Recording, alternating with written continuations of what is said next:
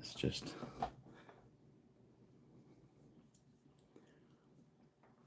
want to zoom in just a little bit more, shall we?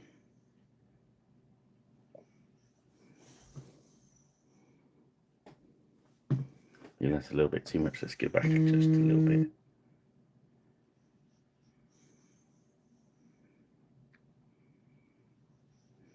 Ooh.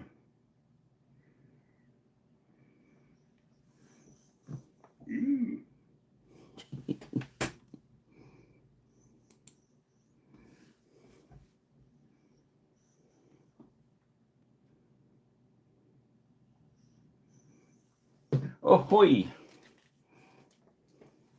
Let everything catch up for a second. Give it a minute or so, so I'm just a little tiny bit early. Have a slurp of the old Slurpy juice. Well, if you're watching this on the watch back, tonight we are painting this fella. He is from Gripping Beasts, the Ragnarok range, and he is Troll 01 is his code. Troll 01. I wrote it down so I don't forget. It's quite a hard one to remember. And then his name is OGAH, or OGAH, if you like, or Ogre, wherever you want to play it, or Hago, Hapo, OGAH, OGAH. Yeah, so we're in for a fun night tonight. So, what have I done so far? I've taken them out of the bag. Hopefully you've seen our mini unboxing where I've showed you the rest of the trolls that I've snaffled. Yeah. Evening, Kubla. Very nice to meet you on Sunday. And welcome this evening. Yes, it's a bit of a mind. Ah.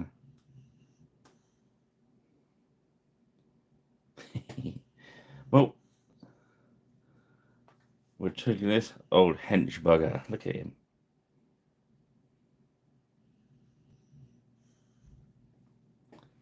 Oh yeah, and that's his heater, shield, buckler, whatever you want to call it.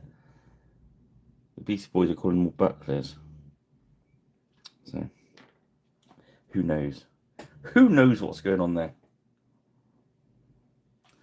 Right, first of all, right. So, undercoat. We've done, with the airbrush, we've done a Vallejo black. And then we've Zenforge from the top with the Vallejo grey. Which you can see is they used to call it ghost grey, but they just call it grey now. So I think they thought, well, we're doing two greys here. The base is PBO Pomace, like Snaffle from Amazon, which is very similar to Vallejo Pomace, but the Vallejo Pomace have different colours in them, so which are very good. I used to use the black one a lot. It's very good if you're making tarmac roads. Right, we're going to start off with the flesh. We're going to go for the old traditional olivey skin on this one, because I've got another 4 of them to paint. So we're going for dark olive.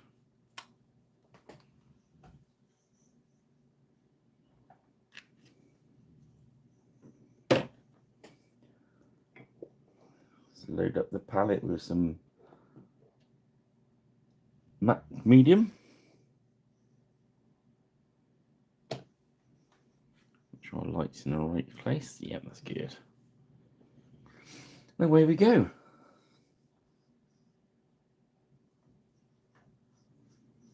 So, just getting this. It is nice to paint something big and chunky every so often.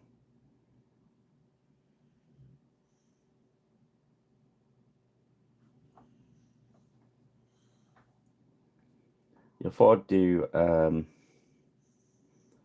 some accompanying videos, just concentrating on the ahoy, Mr.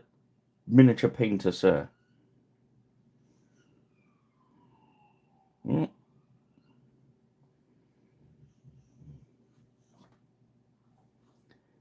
So yeah, so those of you who missed the very start, first of all, where were you? And B, as you haven't probably spotted, we're doing a troll. The troll in question is one of the Ragnarok ones from Griffin Beast. As I was snuffling around at Beast Towers yesterday, I came across Lord S frantically working the computery stuff to get all the new Ragnarok goodness up on the site. And I knew he'd already finished the trolls, so I grabbed the trolls, and they were just sorting out the gobos and the uruk, which I'll grab soon and have a look at. So all the trolls have got different names, which is cool. And this guy is OGAH, whatever you want to call him. Yes, as Cooper said, it's a troll called OGAH. But if you say it in sort of very orky language, you can go OGAH, which I think works. So we're just starting with the darkest olives, which in fairness isn't mega dark, so we're gonna drop a really, one of the army painted shaders is a green, it's a military shader, so we'll use that on it. You could even use just the plain green, but we shan't. And then with the others I'll do some different skin tones.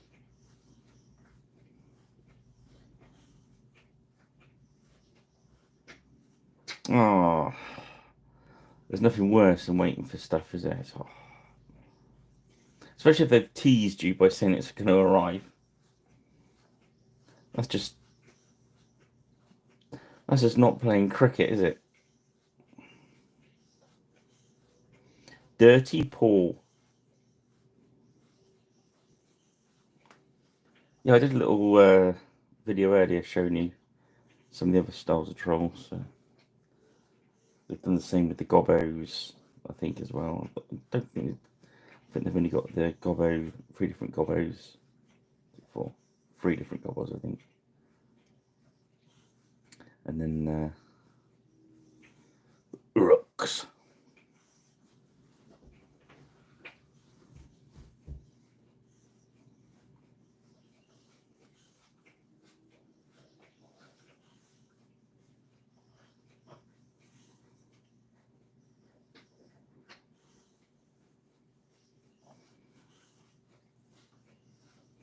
Yeah, I like the way Collins, if you look on the Beastie web page, you've got Collins paint jobs on these, and they are cracking. Just how you like them, nice and dark and blah blah blah.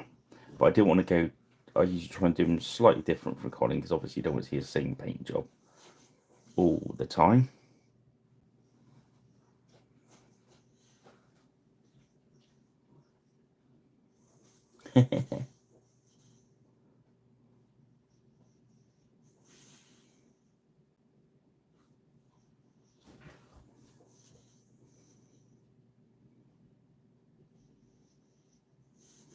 Yeah, these I'm going to do a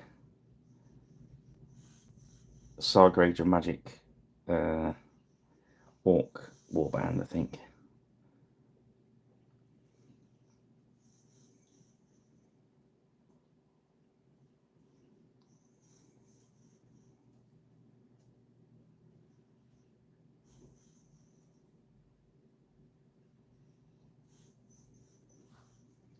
So just laying this down. We're going to lay a wash over it anyway, so thin it out with the medium.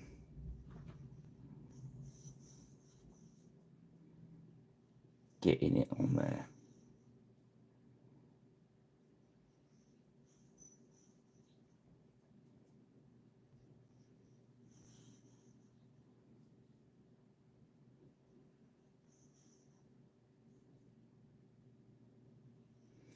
Well, I think they're good value. They're good value for money at tenner, I think.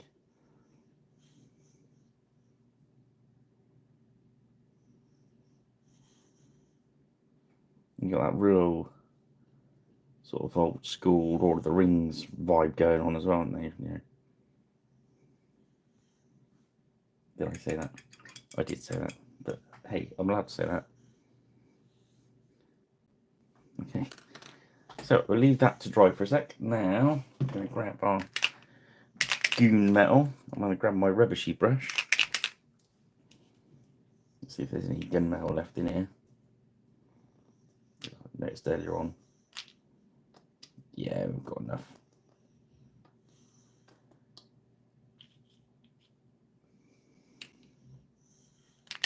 Yeah. So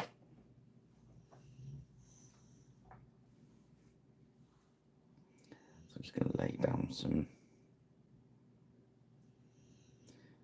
gunmetal.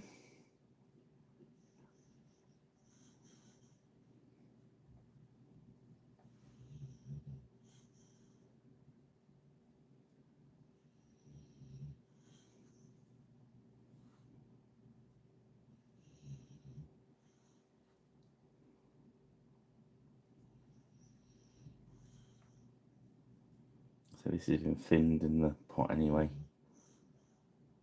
So I don't really have to worry too much. Let's get the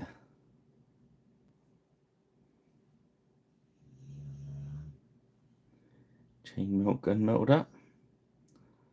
And I'll probably do all the dangly plates in kind of our coppery look. Just I'm trying to make it look a bit brighter than Colin, so it looks a bit different so you see what they are. I don't want to go sort of too Games Workshop-y bright, you know what I mean? I don't think the Dayglow, sort of 90s Dayglow troll would probably work for this one.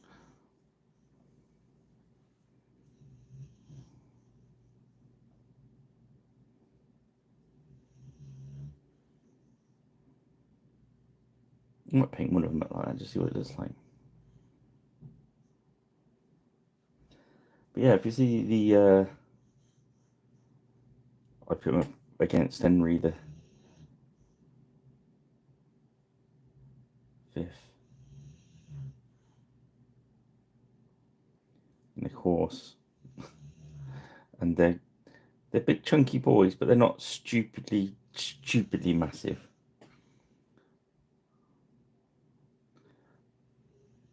Not that I worry about being stupidly massive. I think everything's got its place in the world, innit?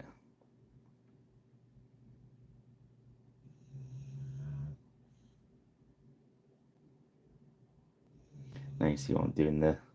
Using the rubbish brush, because metallic paint will kill your brush, especially the way I'm using it on this chainmail. Don't do this with your nice Windsor number 7 or your rosemary, or you know what I'm saying. I have some cheap brushes on standby or old broken down ones.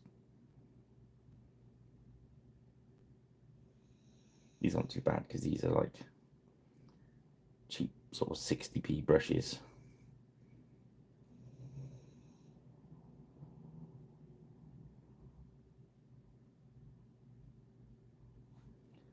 They're from that's really bad. There we go. From Amazon.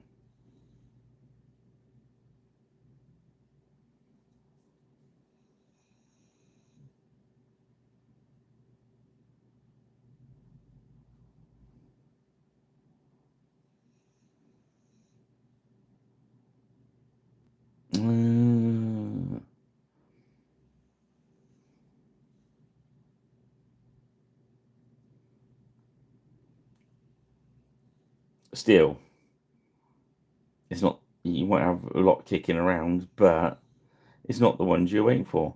It's blown out your workflow. It's WH Smith. Oh, it's the Royal Mail's fault, isn't it? If it weren't for that pesky Royal Mail, you would have cleared your pile of shame by the weekend.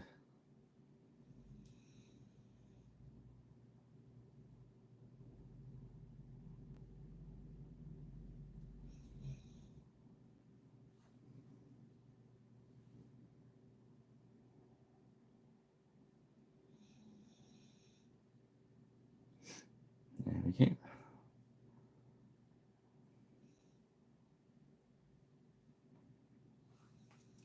I'm thinking about doing the pole in like a coppery look, and the helm and the other plates. Otherwise, it's just going to be just one big lump of. If you want to paint it like that, in fairness, these certainly wouldn't take very long to paint.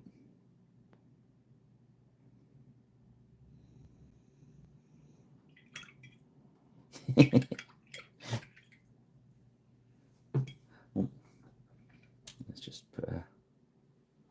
No, what do you think's different? The shield. Oh, do that. No. Right, so check that for a sec. Let's find our military shader. It's basically the same as the green, but I think it's got some really dark brown or maybe some black in it as well.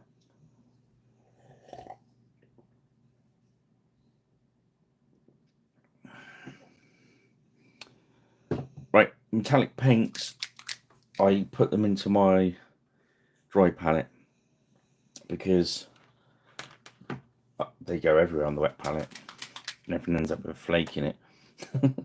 But I do thin them a little bit with the matte medium. It's usually I put a bit of matte medium on my brush before I go in, just to help them flow. They are quite thick.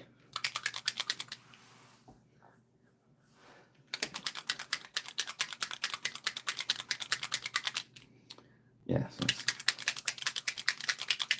I'm giving this one a good shape because this dark tends to separate a little bit.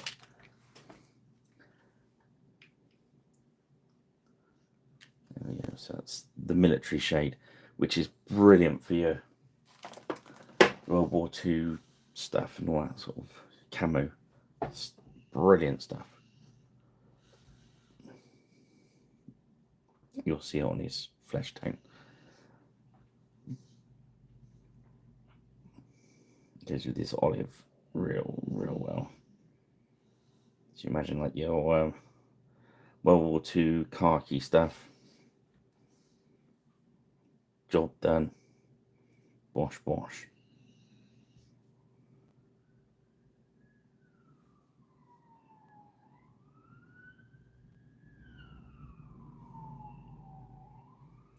Oh, police are busy tonight.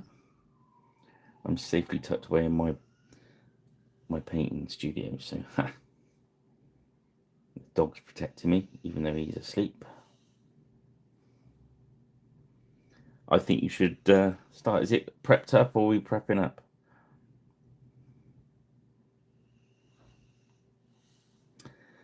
Yeah. So, as you've probably noticed, we've taken a break from the 100 Years' War, Age of Chivalry stuff. We've been doing that for the last few weeks. I just thought it was worth having a little break. Because who doesn't need a little break to paint a draw every so often? Battle of Bulge. It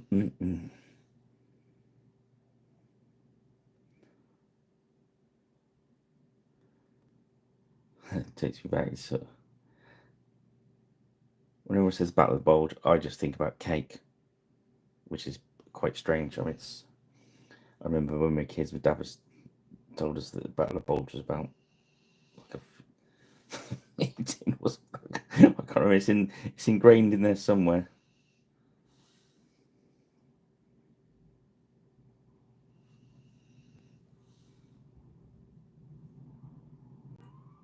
There's another one. They're up to something, aren't they? as if they were hidden around. There's some shops just around the corner from me. It's like they were parked up around there waiting, and they were all just shot off. Well,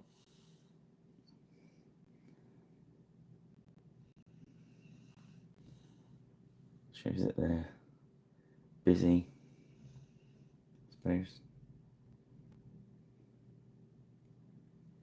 There we go. That's quite, as you see, that's quite a dark tone, but it does really, really work well on the old military stuff. Thank you. He could have possibly done anything. He's been there all night. There was a guy, man. What's the one I watch sometimes? There's a guy called what's the channel called? That Chapter, and it's all about murders and solve stuff like that. And there was a guy that was doing YouTube, and he tried to use it as his alibi. He recorded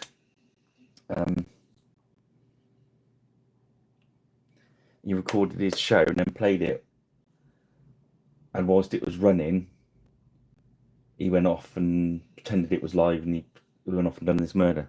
Oh my god. I don't encourage that sort of thing. I'm not saying it's not. He didn't get away with it, guys. It didn't work. So this, I can assure you, it's here now. I could get my watch on camera. Right. Anyhow, back to it. I'm just going to paint the base. That can start drying. Now, as you know, I just throw.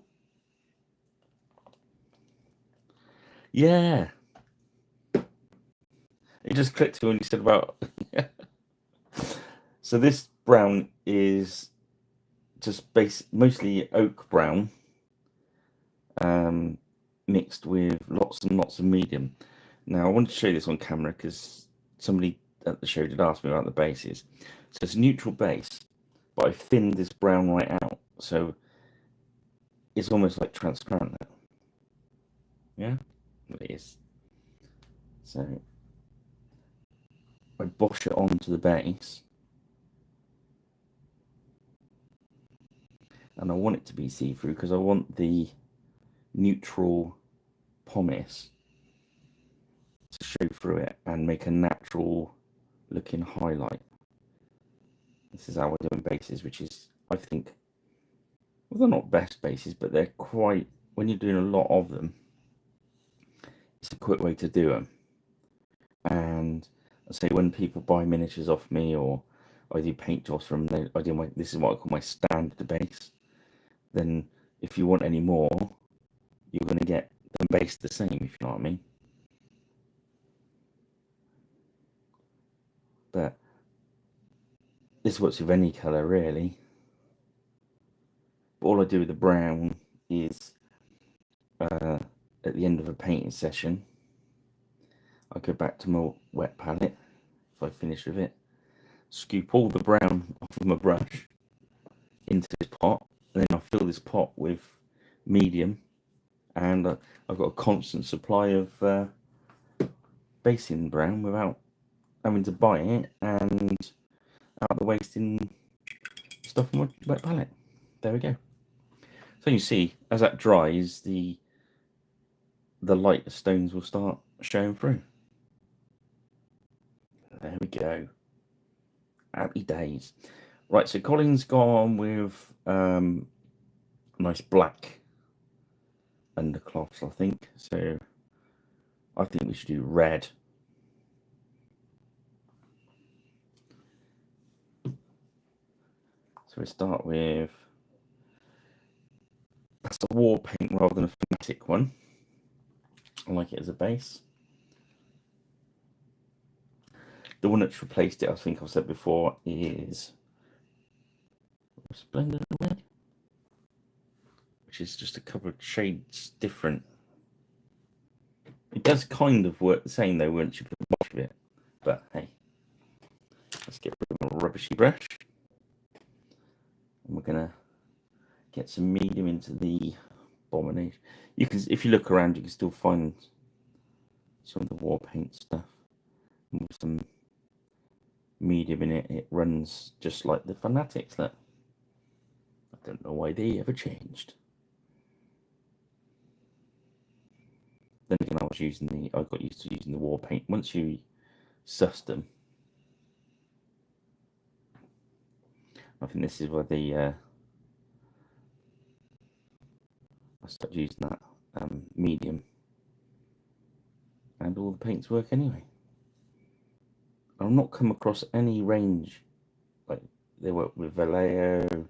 It works with any of the paints I've tried. P3s.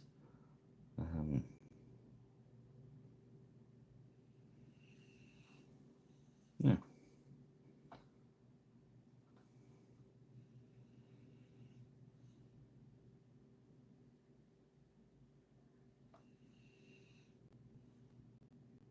But we're going to take that right up to a red.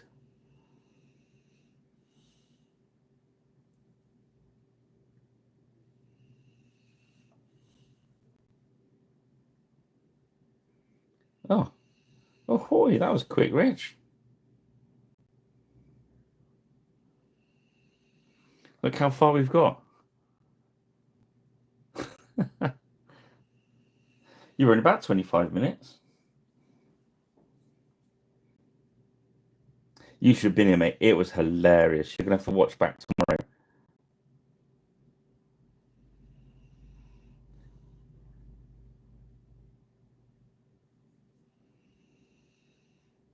There was police and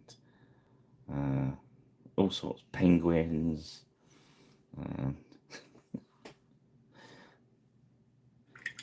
It may have not been.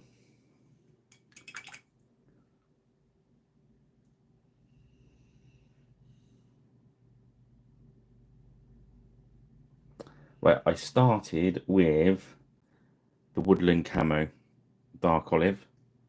And because I didn't think it was very, very dark, I went with the military shader, which is the dark green.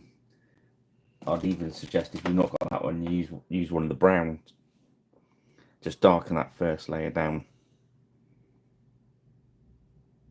And then we just went with our usual gunmetal,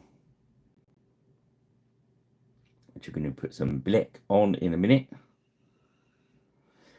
We're going to do, I think we use true copper rather than our gold.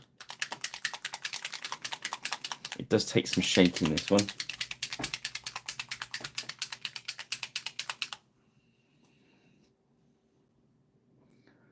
They do a nice red copper as well. We don't really, I thought we'd just use it for a change. We usually use our gold, so let's put this on as well. So we're just going to check this on. We got a crappy brush out again.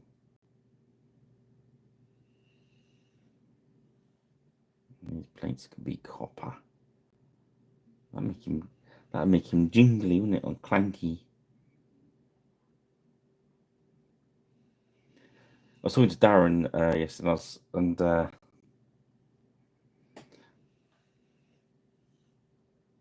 put the miniature up. Yeah, I made a banner for I don't know, Henry Tudor miniature. I made the banner, and going on from ones I made for you, Rich, and it's my thing at the moment, making banners. So I thought I might make the trolls some banners. And do you know how they have them on? Do you remember the old? Oh God, was they Citadel or Grenadier? I think it was the Grenadier Orcs, the Nick Lund ones, and they had back banners like the samurais, but they had like a very troll touch to them. And I thought, hey, that might be cool. I might drill a hole in the back and make a black banner with maybe some swords on it and make a nice banner.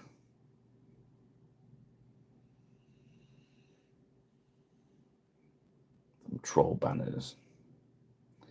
Because as I said to him, if I had a troll, I'd stick a banner on it because I want to know where the troll is. I'd want to make sure that I was staying well away from it in case it went out a little bit.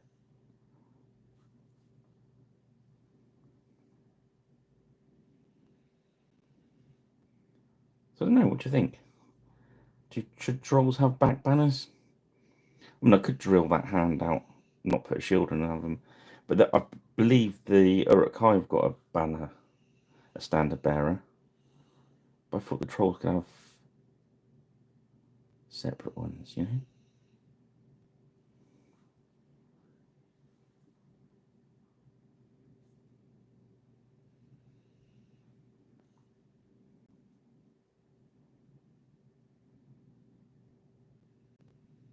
Yeah.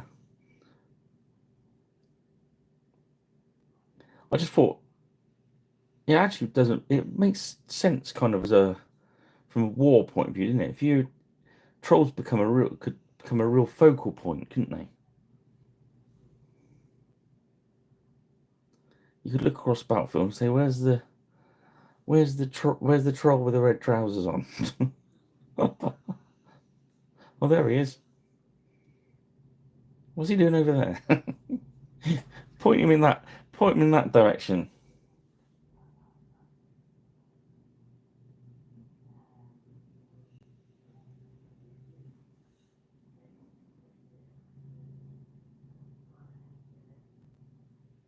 I found the talking about the grenadier ones. I found uh, they brought out a four wolf chariot. I bought a bring and buy sale. God, about 10 years, 10, 15 years ago. I found that in a drawer earlier. That's a big chunk of lead.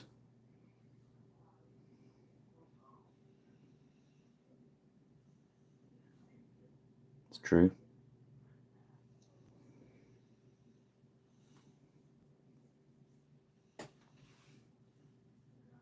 Yeah, I just thought, that hand was so straight, and just give it a metal.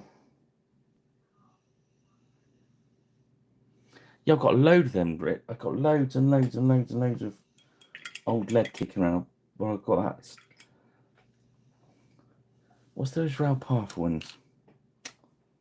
Oh, the Tom Meyer. I've got a complete Tom Meyer Elven army with about 4 chariots, all still in the original box from way back in the day, all pre-slaughter.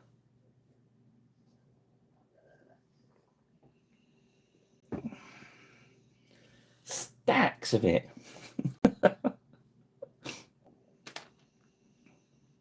Right, so next we're going to grab our not known oil.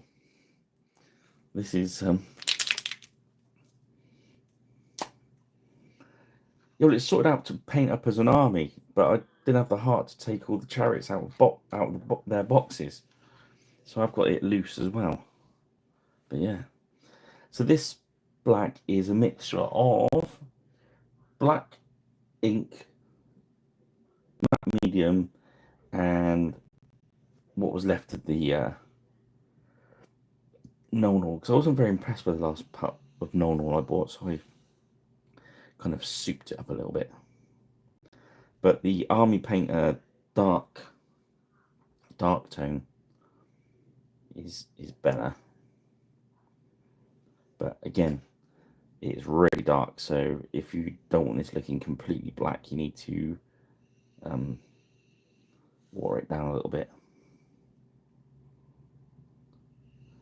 You could, if you wanted to make it look really dark really quick, is put the strong tone on it instead of this black, so it instantly looks rusty. But I'm going to put rust spot effects on rather than the whole lot. So I want it all just to look really dark.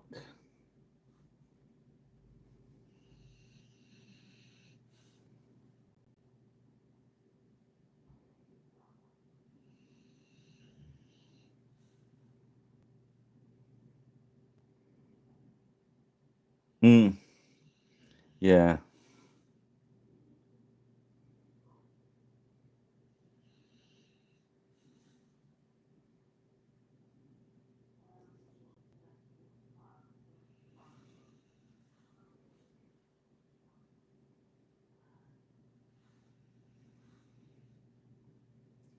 There was those other ones as well. Something commandos, wasn't it? The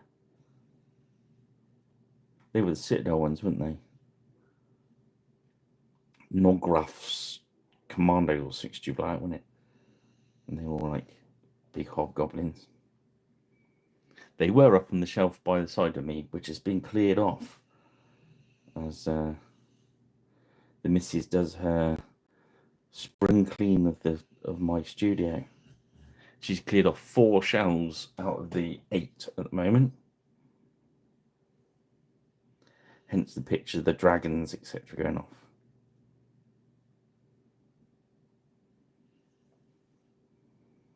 As well as, yeah.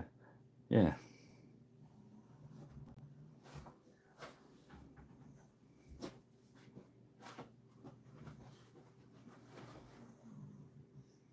we go, so that's... He's looking pretty chunky already, isn't he? But we will carry on. So next we're going to go with some red tone. Well, they just do a dark red tone as well, which is quite tempting. Let's make him look a bit muddier than normal. Let's go for the dark red tone.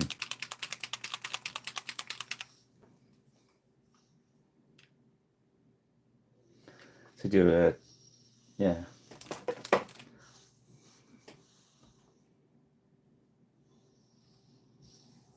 Let's see how dark. Well, yeah, that is quite dark. That's cool. I like that abomination gore. It's really gutted that it wasn't in the new range. Such a useful red.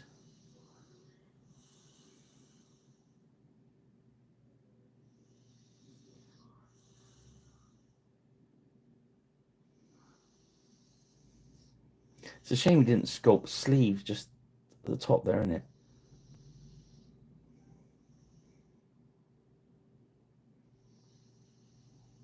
I'd have liked to the bit of red up there as well. But it's up to Colin. There is minis. Who are we to?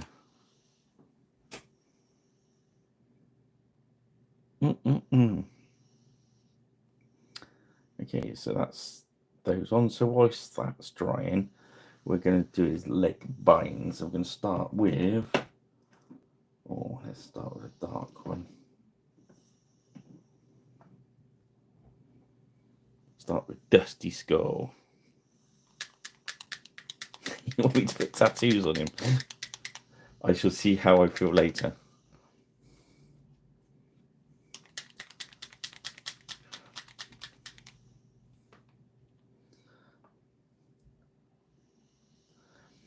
As an ex-tattooist,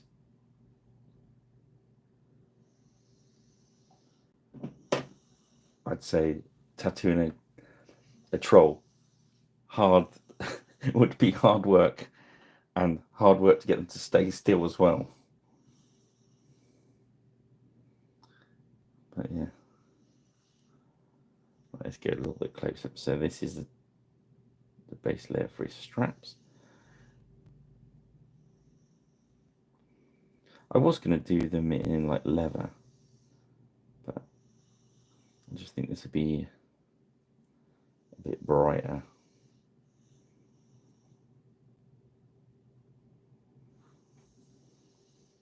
We've even used our secret weapon.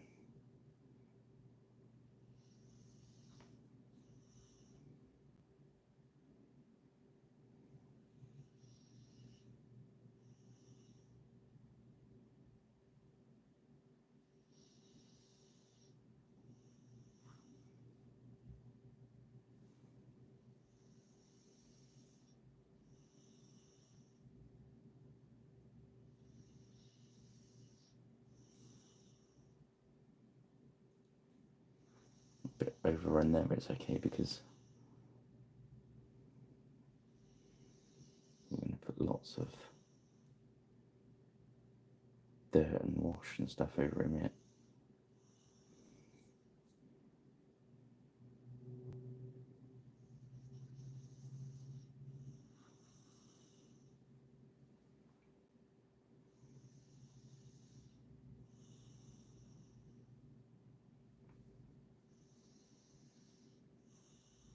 do love a bit of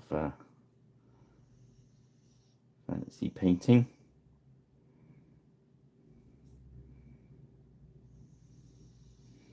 Well, yeah, I've booked myself in for Partisan Rich, if you're going that way.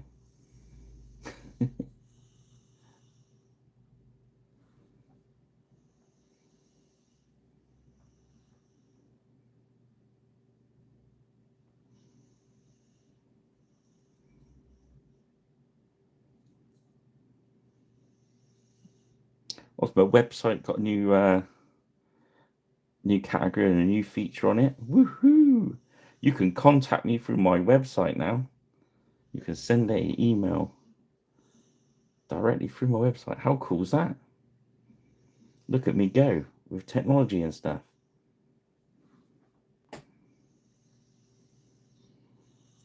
So if you're watching and you've not seen my website,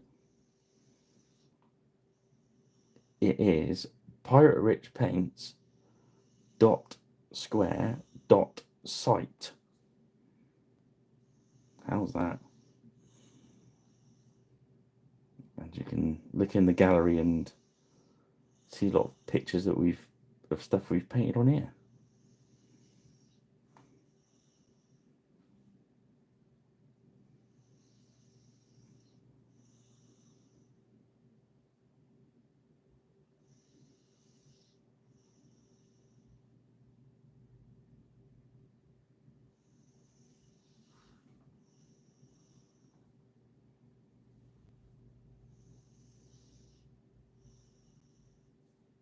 I'm due to do another video tomorrow for Pirate Rich Plays. We did the Aliens game last time.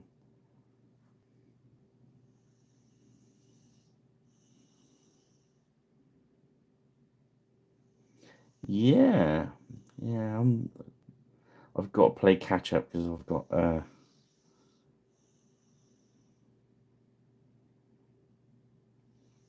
couple of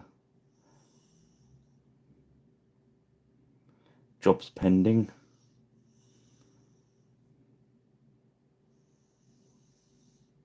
One on the desk at the moment, one arriving. So best get them under control. Under control. You see what I did there? Sorry. I'll apologise now. Sorry.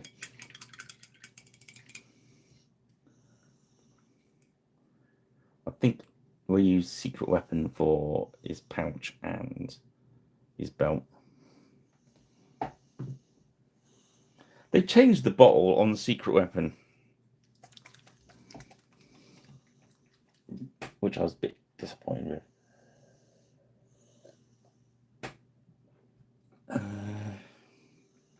Yeah.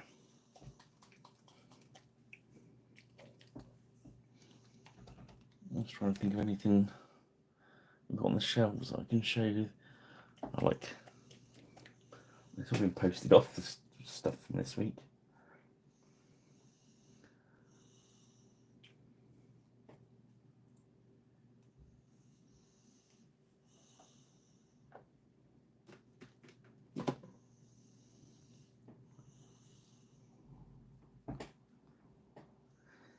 So, yeah. Here's our secret weapon. We just hit it onto the belt. Hopefully there's not too much wash around it. You got more time to let it dry than I have, so make sure when you see puddles of tone.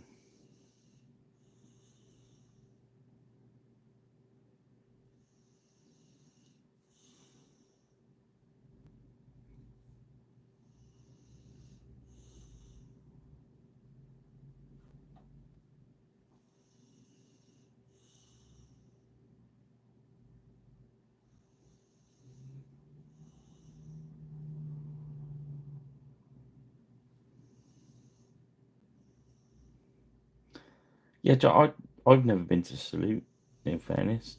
I was supposed to go the year COVID here was, because I was due to help out with Beastie Stroke Conflict 47 at the time, because that was before Warlord bought it out. It was Goblin Games, whatever it was. I can't remember. And I was going to do a load of mats and stuff for him, but of course, pandemic stopped play. I'm just going to do this, make it look like they're tied on with leather. Probably rivets or something like that, but there we go.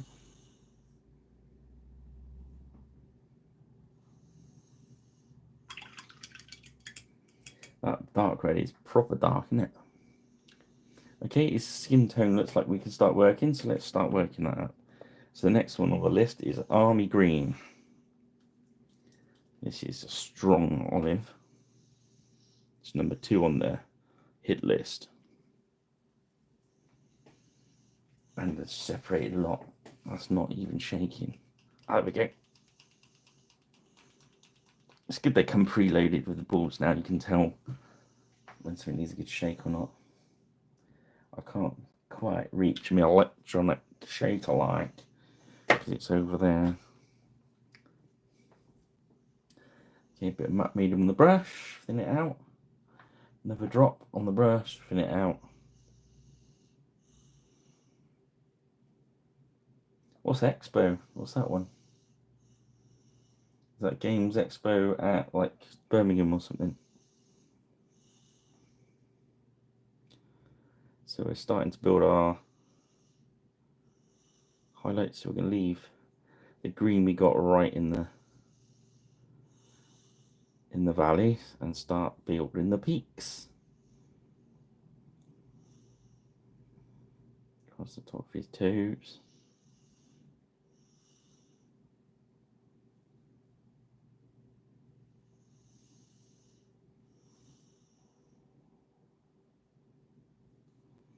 So just leaving that original green right up against the edge, I think.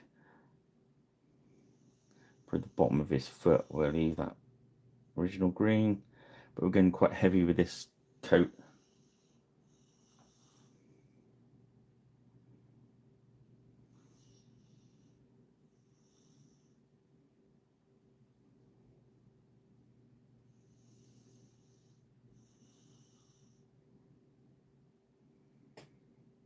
Yeah, I tried to get in one of the Comic Cons down near, is it Bristol or Bournemouth? I can't remember. Yeah, earlier in this year, and I couldn't. I just missed out on a table. But so I thought with all the D&D old minis I sell, it would be a really good chance to try and talk a few people into giving Saga a try as well.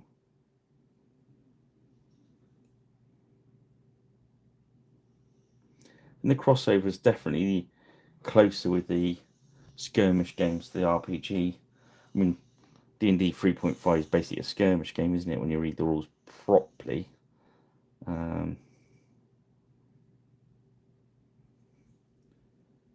So, yeah, I think there's a lot harder to draw the line, isn't there, between the two? Especially if you make sure when you're doing your skirmish game there's a story involved in it.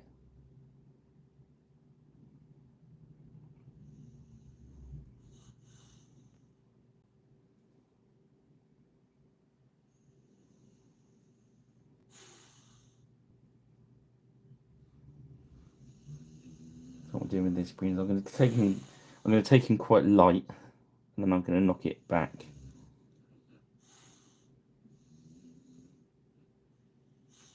Or take it quite light, put some tattoos on him, and then knock it back.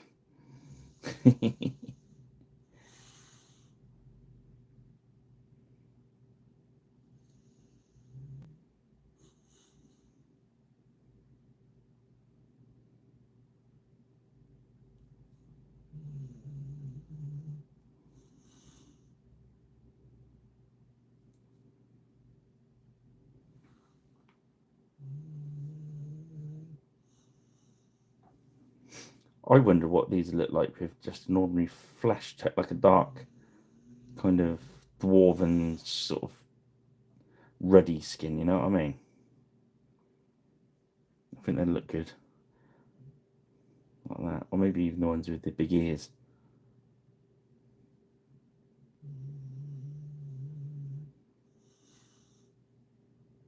So I'm just going over a few places now, just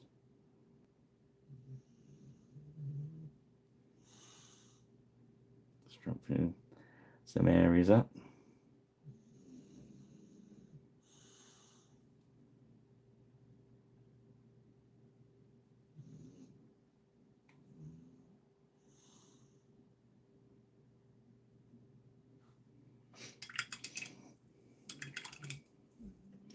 What next? We've got camouflage, which is the pure olive.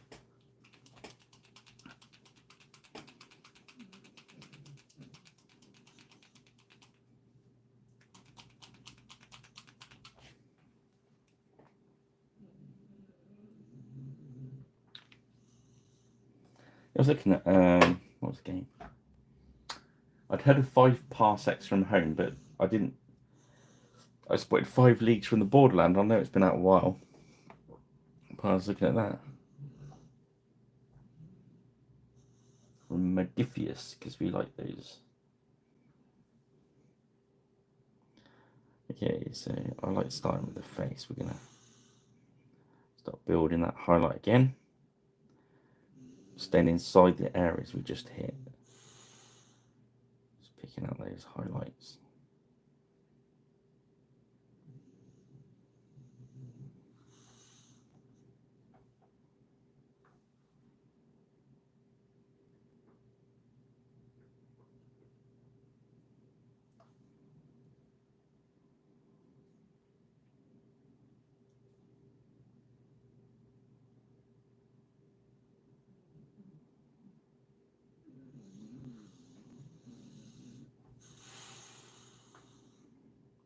Talking about role playing, Rich, I bet arranged my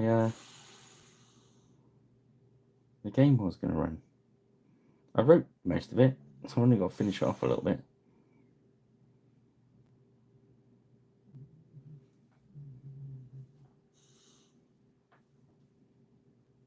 So yeah, so now I just want to hit those areas I've already lightened up, and just. I know he's going to have a shield on that hand, but it's good practice to paint it all, if you know what I mean.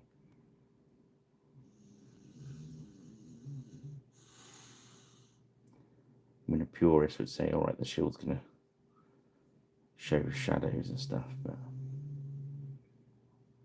it's a troll.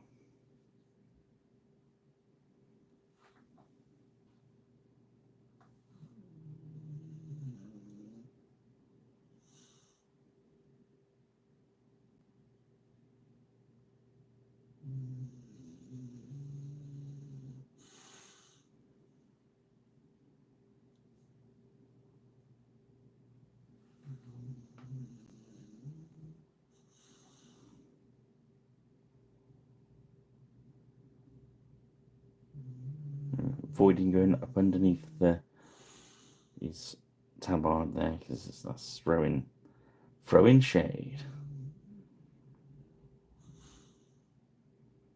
And we want to start shaping the muscles. Muscle groups a bit like when you're doing the horse. So you want to like start shading them with a bit more round, because you know, if you do a square muscle shade, it looks really odd.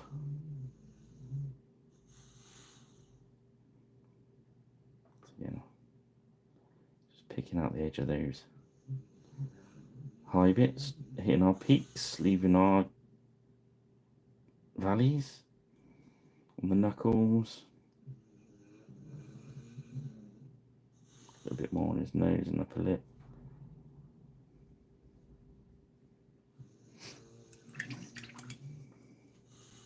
And then one more, we go for olive drab.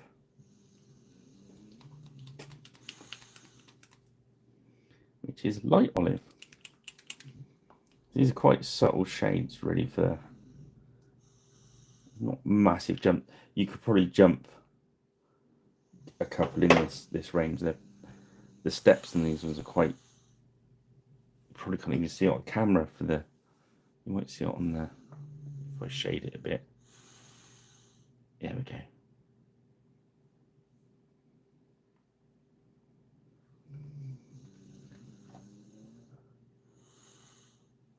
I want it like that because at the end I want to be able to put maybe a brown wash or something over it just to dirty him up. So this one is really probably going to be our top highlight. So we just want nose, top of the cheekbones there, that top lip.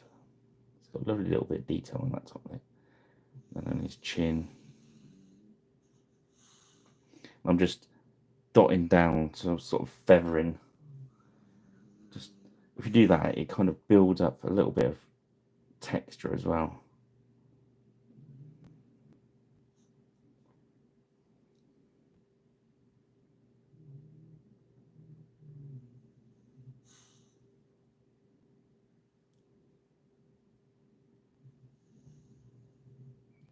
Again, just looking for the highest raised areas, nowhere that's in shadow.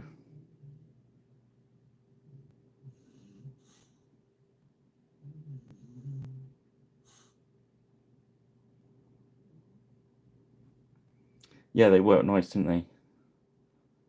As I said, once we're taking them quite bright at the moment, so we can decide at the end how much we want to take him back.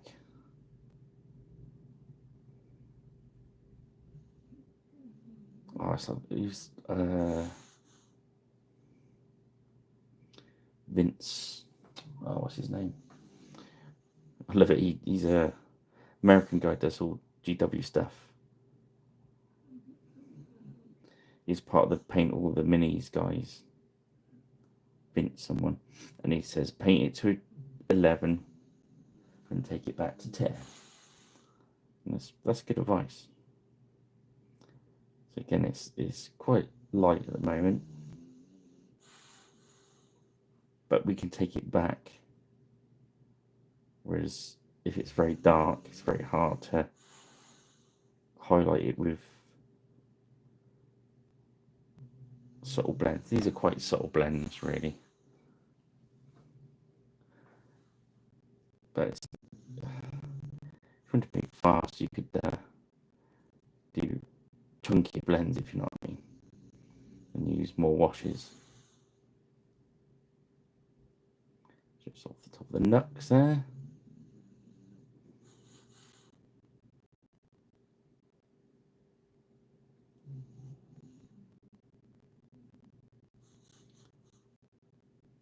And what you could do if it's a little bit light for you, you could start with a different green and then highlight it out with the olives. I'm thinking about just taking out one more.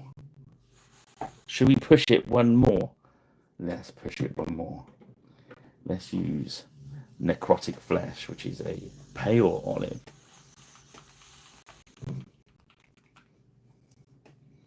This could be our fifth skin tone, and a wash as well. Woo-hoo! So this is where they start to get really bright. So we have to be really careful with these because there's a lot of white in this. So we're just gonna dip a bit right on the middle of his nose and on the edges. So it gives him that nice nostrily look. And we're gonna just dab a little tiny bit inside that bit we've already done his lip.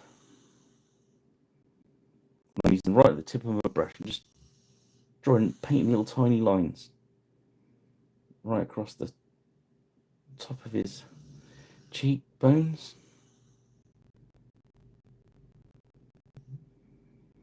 Come down the edge a bit as well, either side of his nose, and then we're going to do we're trying to Kirk Douglas his chin, so we're not all the way across. We're going to leave a dimple in the middle.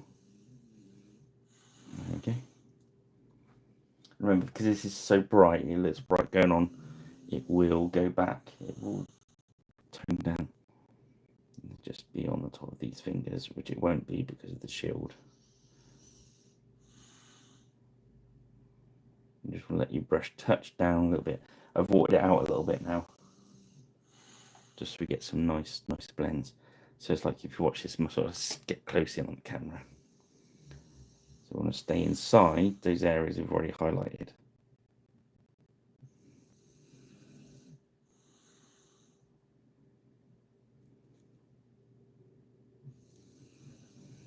This would be if you were using like the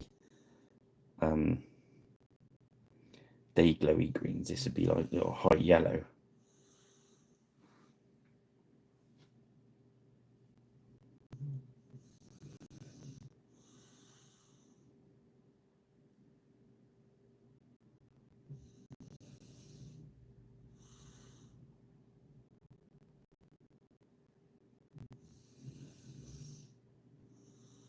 There we go. Just dotting it around, not going around the corner at all. So if you look at that armlet, really light from the top, nice and dark from underneath.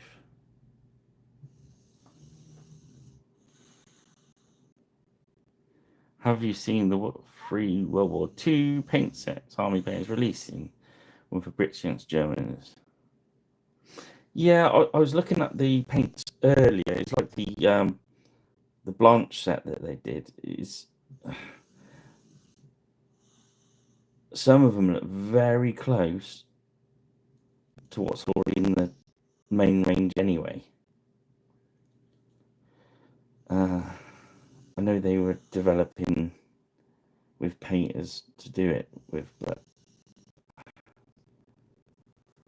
for instance, like these olive drabs, right? You've got 1, 2, 3, 4. Well, I've used 5, and you can tell the difference when they're on the palette. But how many do you actually need? Do I need any more olives to paint World War II Yank or Brit? You know what I mean. So the guys that are into World War II and stuff, you know what colour you want them to be. If you haven't got all the colours, they're a great grab, aren't they?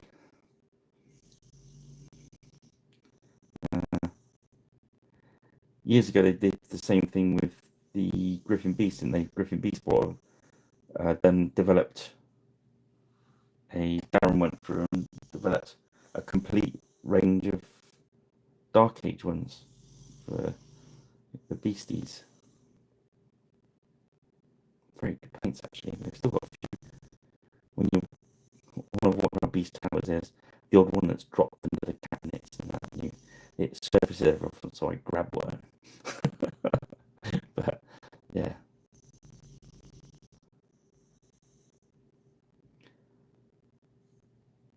We've got a lot of them already. I was going to see you can get much from it if you haven't. They're going to be very handy. But I looked at the Blanche ones and it was like most of them I could see in range anyway. Just a case of mixing a couple. And one of the washes looked really interesting, but I was going to buy a whole set just for a wash.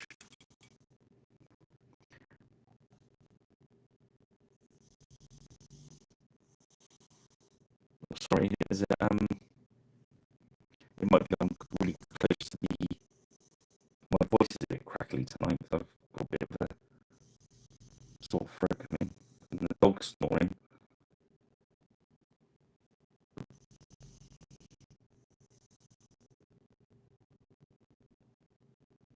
It might be the way I was talking. Tell me if it carries on.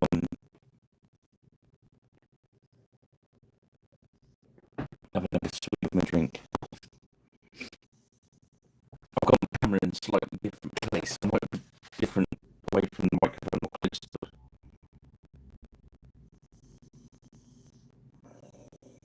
Right.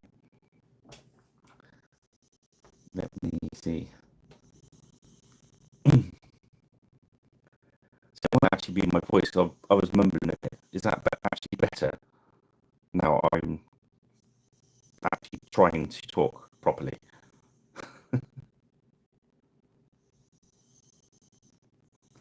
If not, I'm going to have to move the camera a little bit.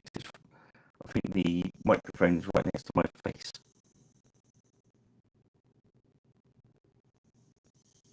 Is that any better? Testing 1, 2, 3. It's like I'm at a gig now.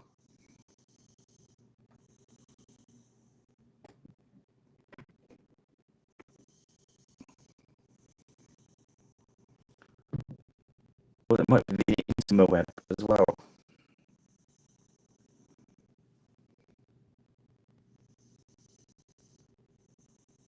Oh, right, okay. That's probably the Intel net then. Let me. Because I know it disconnected just before I started.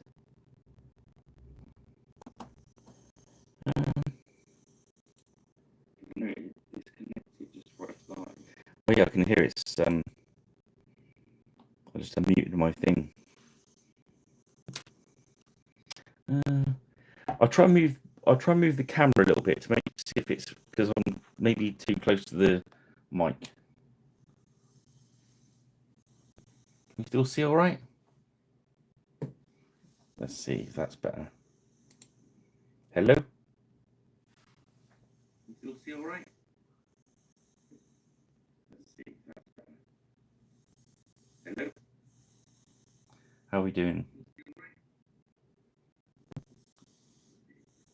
I think where I'd put the camera, the microphone was right next to my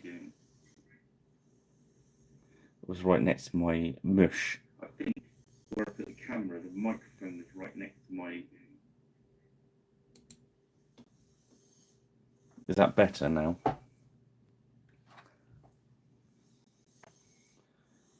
We're still on screen, aren't we? So yeah, I think that's what it was. I tried to put the camera somewhere better so we get a better view.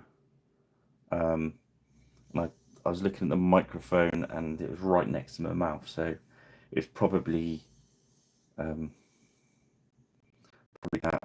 But as long as we can see, you'll have to let me know, guys, if I go off camera because I can't see the screen now. Okay, where were we? Tomb King Tan. We're going to knock those skulls into shape.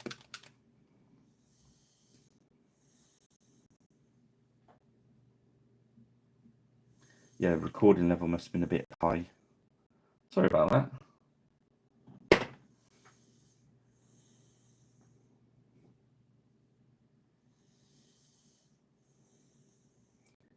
So we're just going to put that on there. What were yeah, Tomb King Tan.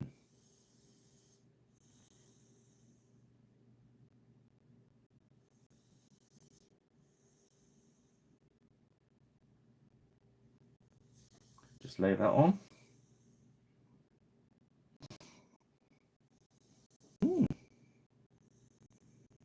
Pictures it onto the angle now. I've just got to remember not to lift my hand up any higher than it is. Otherwise, it's going to disappear off camera.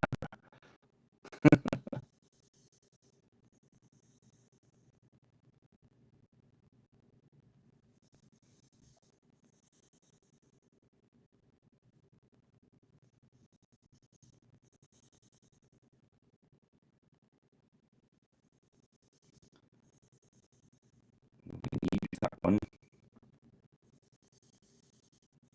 as a kind of highlight on these leg straps. So I'm just going to go basically on his shin. I'm not going to go all the way around. On the top of his foot.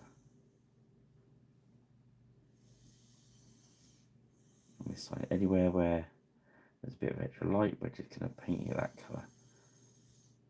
So it's only one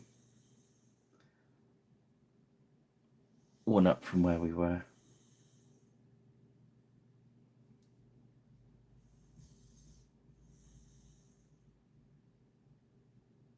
going to lay some wash on that as well, so a bit around the edge there.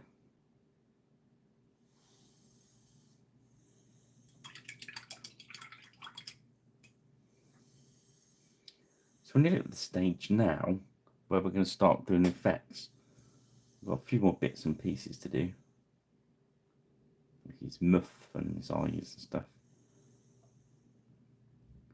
But I'm kind of happy with the skin tone.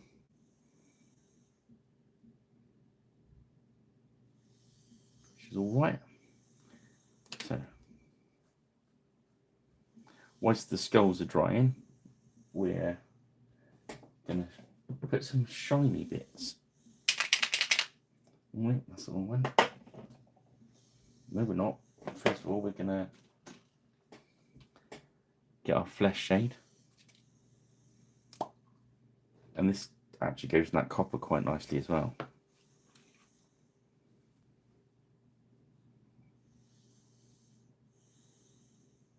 To do that with the gold, I just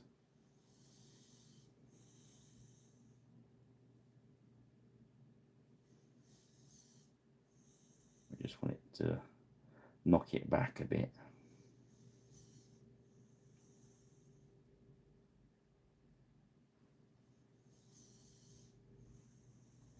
Let's ever be brave with it.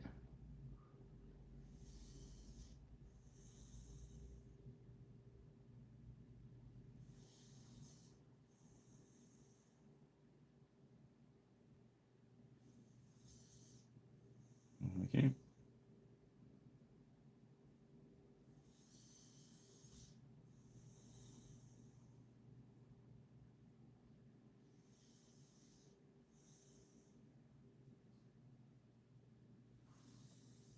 I forgot to put any black on the his hammer. That's alright. We'll just use a different colour. Yeah, make it lovely. Oh, I can show you what I meant with making them look dirty. I'll say, where is it? So, strong tone. So, if you want the chainmail to look different and you want a quick, dirty, rusty effect, instead of doing it black, grab the strong tone. Watch what happens.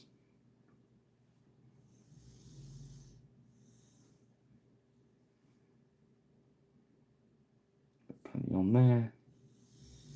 Even now, if you went onto the chainmail with this, it just dirties everything up there. So if you want it to be greasy dirty, it's not a bad effect. But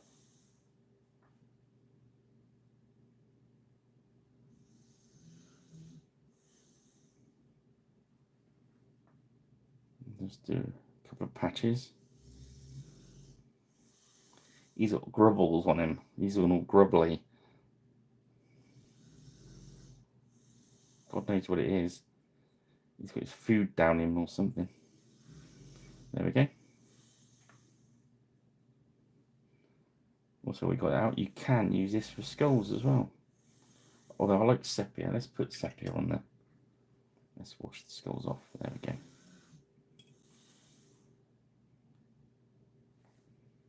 Just try it. What you got sleeves, you can soon wash it off like that. Okay. So you could do his leg wraps with that. But I'm going to water it down a bit first with the medium. Because I don't want to completely lose the plot down there. I just want it to look a bit dirtied up. And we want them to look different from the skull colours, so.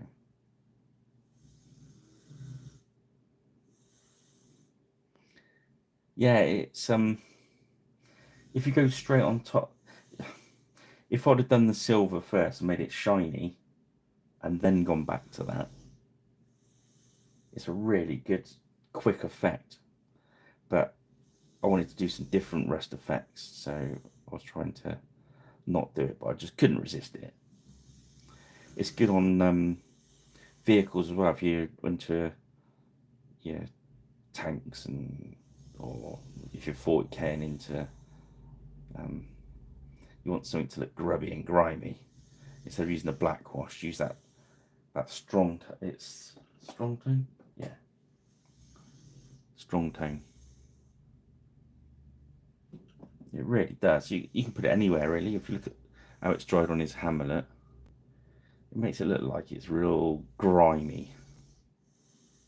You work on anything, even on that copper. Put a bit on there. Actually put on this flesh. Although I think if you put it on the flesh, you're going to end up with like a tea stain. So you want to avoid that really. I'll show you the difference from the sepia tone. This is a good tone. But again, the army painter tones and that, go careful with them. And they do a medium, they sell a medium to water them down, wash medium. But as you can see, it's pretty much the same as one I use. But if you don't want to mix up batches like I do, get yourself some army painter one.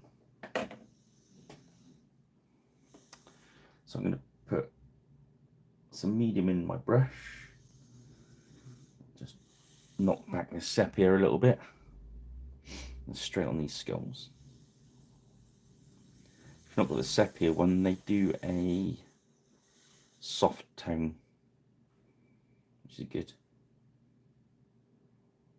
But I do like this sepia. I did use a lot of the Vallejo sepia ink, but again that's stronger again, so basically the same thing, but this is already watered down for you. And there we go. Then we'll do a highlight on those when they're dry. So next we're going to grab, use plate mail or you could use silver, shining silver, but we're going to go for silver shining, or shining silver.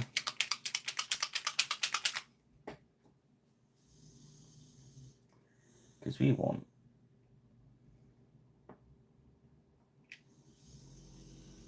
to play around with that massive, it's a big area on the miniature, so we want to play around with it. So what you do is we're going to pick up the silver on, we're going to fill our brush up. It's a wet, it's still dry, it's not dry, it's wet from the medium, but it's not sopping wet. And then we're going to take all the paint back out. So we've just got a load of it, a load, not a load of, a load, so it's loaded. And we're not going to dry brush, we're just going to over brush, and we're just going to pick up areas, little areas of the chainmail, and just gently over brush it. Can you see that? So, not anywhere in particular, we just want little patches of shine, especially next to if we've done these areas with grime, just do the odd link in that grimy area. You don't want to paint all over it. It's like on the hammer there. Just pick some of the edges.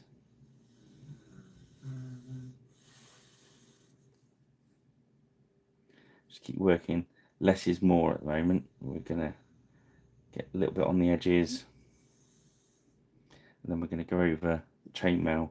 We're just going to just touch a brush down.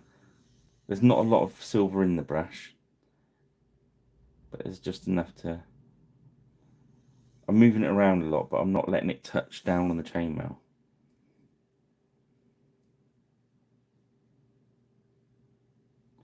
We want to see light patches and dark patches. So we're going to do a bit more work on it anyway. Right, I'm happy with that. And with the copper, we're going to do the same thing, but we're going to do it with bright gold.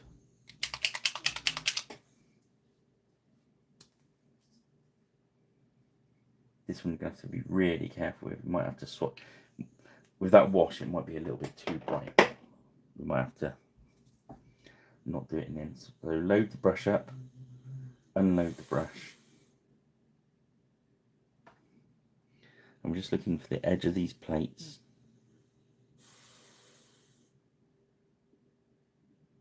Just a little dab. Just touching it down, just using the gold on the edges just to... We don't want it to look gold, we just want it to look shiny. So again,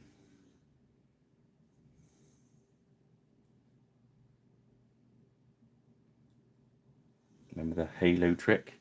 You go around the helms in a halo.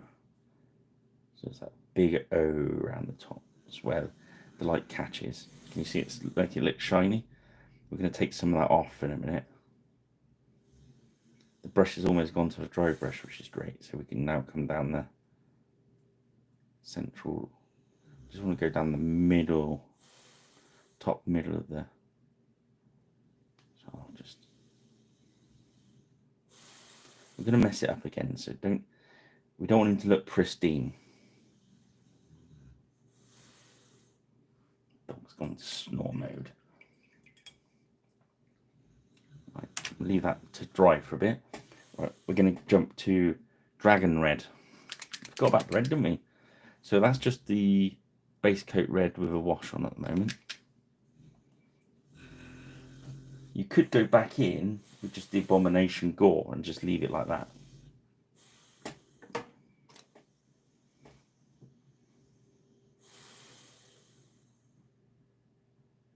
We're going to water that red down, wash the brush out, bit of medium in your brush, go back into the red.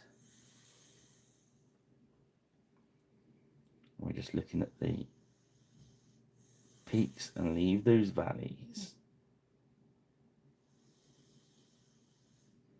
Yeah, we want to look nice and red, not going up under the chainmail, on this bottom edge.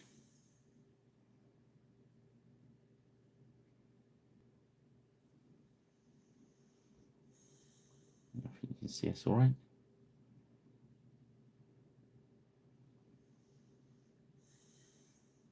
So looking for those raised areas, but we've thinned the red right out, so it's if we don't, it's going to be a real sharp contrast, and we're going to end up with really jumpy blends. You know what I mean? The thinner you work with, this cleaner, smoother blends you're going to end up with. You always go back round again and strengthen the red up, and then that will keep you. But you go inside this, what you're putting down at the moment. So you're laying this down. So this style is glazing really, rather than layering. So I've thinned it that much.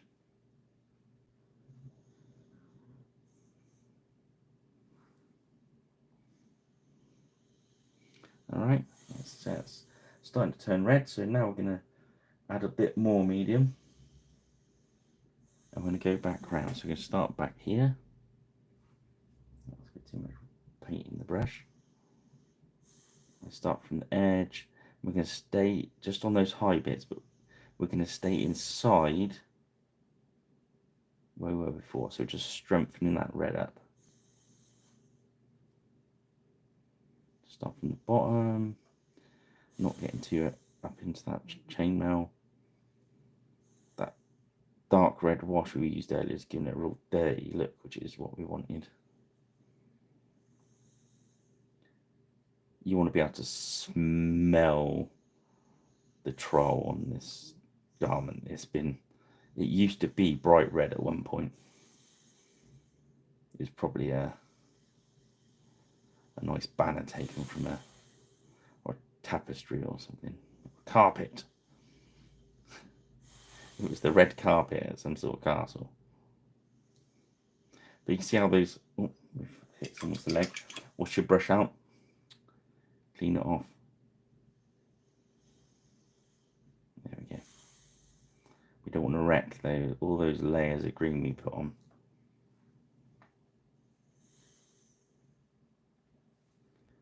A little bit there.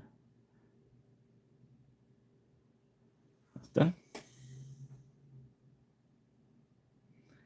I'll tell you what. I think you'd smell this one from quite a way off.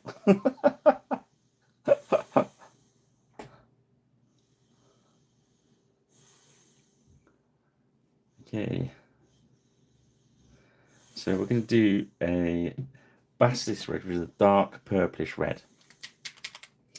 We're going to bosh this into his mush. A bit of medium on there. And we want to go do his in between his teeth to get the tongue and the back of the mouth. Stay inside those lips. And then we're going to go right over the top of the teeth to get that bit in between, like his gums there, between his lips. But where we're quite thin, it'll almost go between the teeth. So there we go. So when we come back, we just pick his tongue out, and we can pick his teeth out, and that'll be job done. You could drop a wash in there if you want as well. Okay. I do want some white in it, but we don't want too white. We're going to use pale sand. It's kind of a yellow, creamy white. Yeah, yellowish white. It's the same brightness as the matte medium, but I wanted a little bit of yellow in there. We're gonna a little tiny bit on our brush. And have we got enough point on this one? Yes, we have. We're just going to drop some in his eye.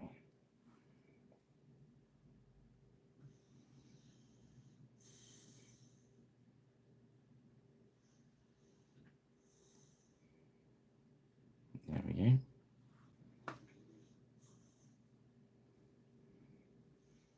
It's got enough point still. We can just gently pick out these teeth.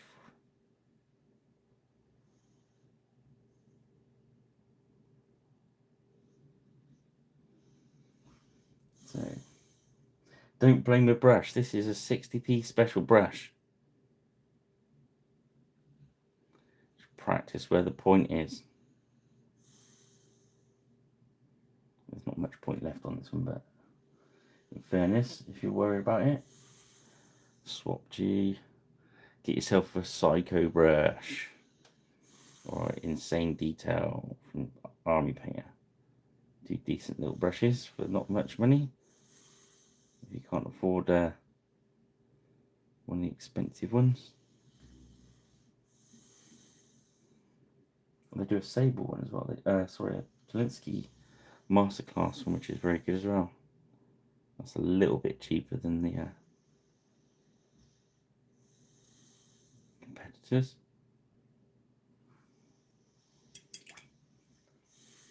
It's starting to drag its point a little bit. Let's get the Psycho on board. Trying to get it on camera. There we go.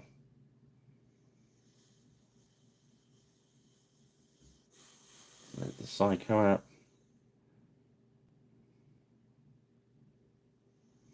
What I'm going to do is just try to pick out these teeth, not with too much paint, because there's a nice little gap in between them all. That. Then we're going to get a really nice bright pink. We're going to get pixie pink, and that's the colour of his tongue.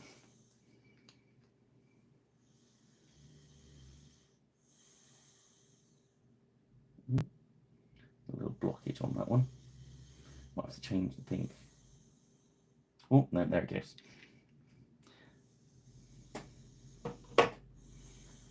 Again, into the medium, into the pink, taking the excess off. Just make his tongue out in the middle there.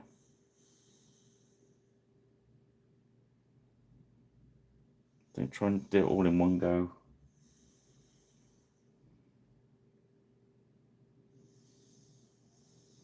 There we go. Now his eyeballs, we've got a choice here. The reason I painted them white is if you want glowing red eyes, you've got to paint them white. Or we can put dots in those and have him have white eyes. I'm going to let you guys decide on that whilst I crack on with the other bits and pieces.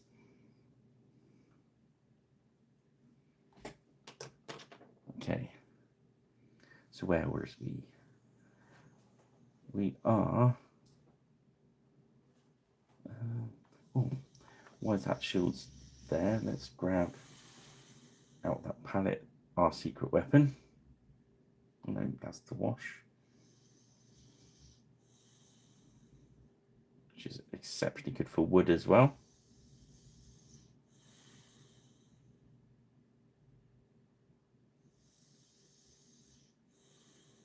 And that could be nicely drying off. It's metal bound, so here.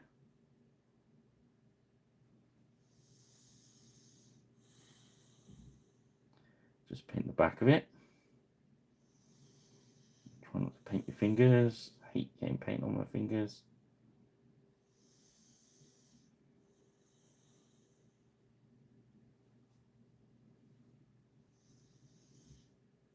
Okay. I don't think I was even in camera there, sorry. Sorry guys, where I moved the screen. Keep forgetting where I'm supposed to be holding them. Holding the mini. Okay, so now, oh, look how grubby that red looks. Let's put another highlight into it. Let's do pure red. We don't want it to look red. We want to show the red as highlights, so it shows how dirty the rest of it is. Just like when you got rust, that's a good example. When something's rusty, you want to use some silver in there, because when rust gets scraped off, it looks really shiny, doesn't it? So the rust gets scratched off. So this red, add in some medium, and all this is going on this pure red is the top edges of any of the highlights. So going from this bottom edge is just going to catch most light, and we're just going to go up the center of each of these peaks. You don't want to go all the way along the edge. Less is more here. So lift it up. If you see any nice dirty bits like that, leave them alone. We've worked hard for those, we've earned them. So yeah, I might put this up for sale on my website. Haha!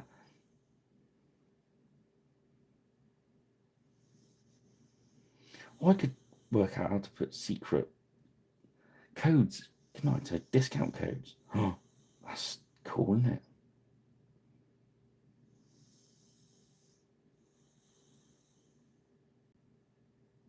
So I'm just going down the top, as we call peaks and valleys. We're doing our peak line, so it's our highest of these peaks. But I don't want to go up underneath where the chainmail's throwing a shadow.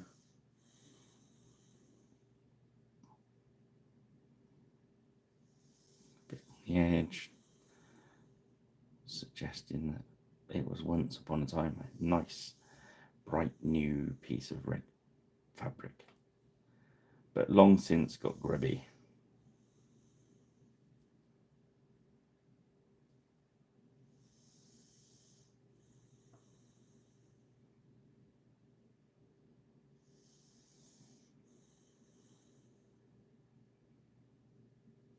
There we go.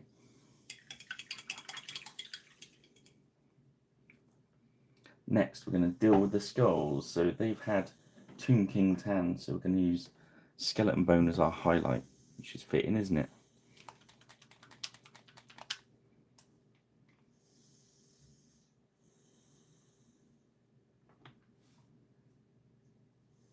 I think the sun's been on some of these pots.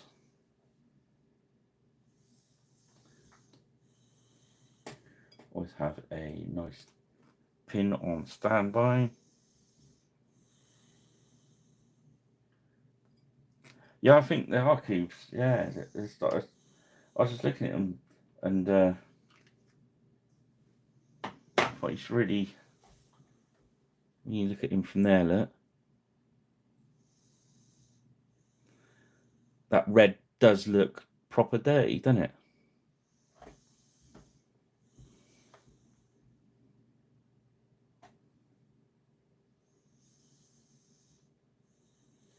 I mean, if you want to get a batch of these on the table, you can really take some major shortcuts.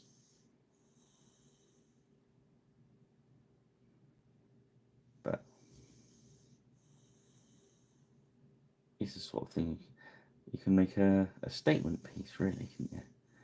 Because especially on the saga front, because you'd only have like 2 of these in a warband.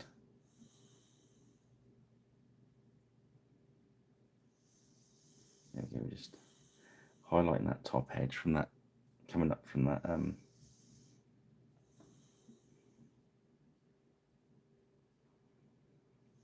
sepia tone. And on, well, we could use no, it's too much of a jump. Let's use Ancient Stone, which is a pale olive brown. I'm just going to pick out some of these leg wraps with a little tiny bit of edge highlighting for us GW fans out there. So what we're going to do is going to get a bit of medium on our brush, load up, and we're looking for any edges on these wraps that are upward facing, and we're just going to run our brush just along the top of them.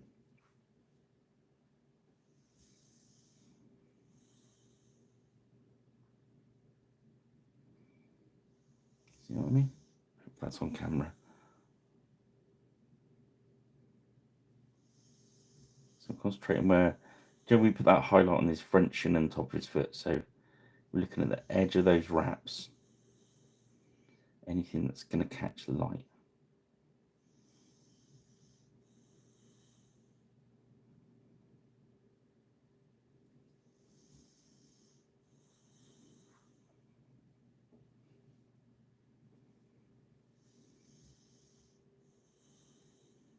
So those top edges, you think, yeah.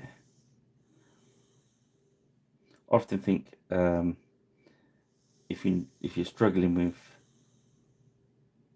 if you didn't do old technical drawing at school, old TD, and you're not used to doing like 3D numerals and stuff, is pick where your lamp's shining from, and that's your sun. And then just think, look down from there and see which bits you can see, and they're the bits you've got to paint. So if that's coming down from that angle, anything that's catching there, like those knuckles, is where your sun's going to catch the most.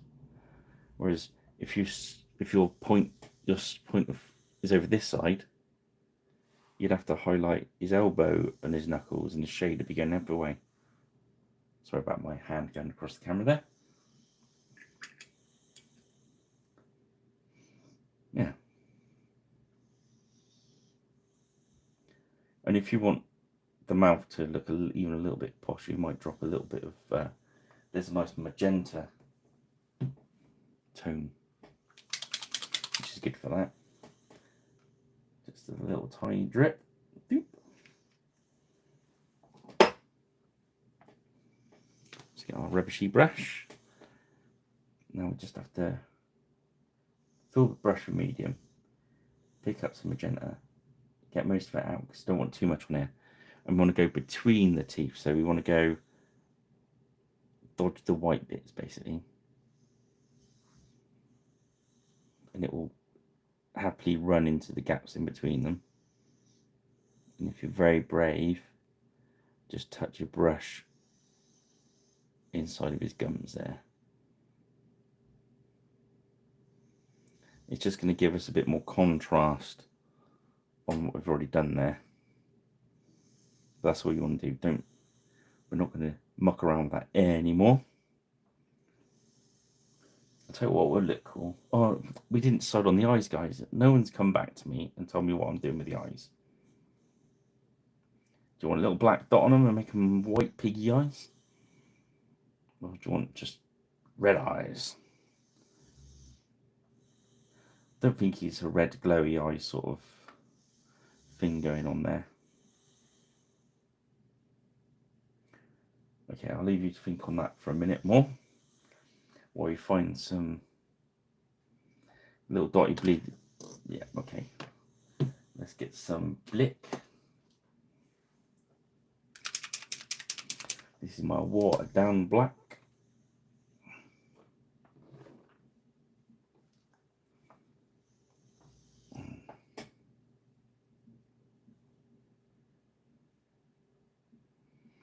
Yeah, I was thinking about doing all the gobos with red glowy iceless. And Cuba got in there first.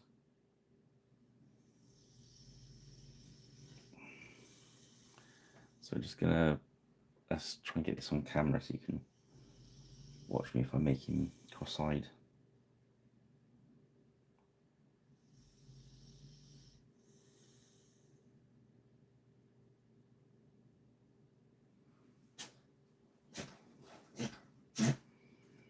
Dog's just woken up with a sneeze.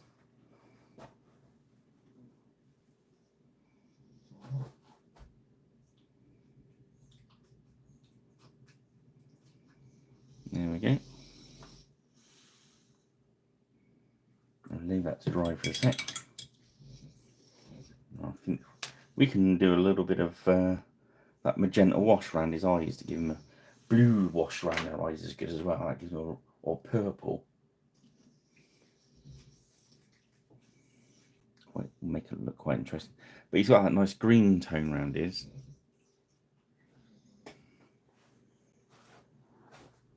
Right, so we're now at the stage now. We just need to do some extra fancy bits and deal with the shield.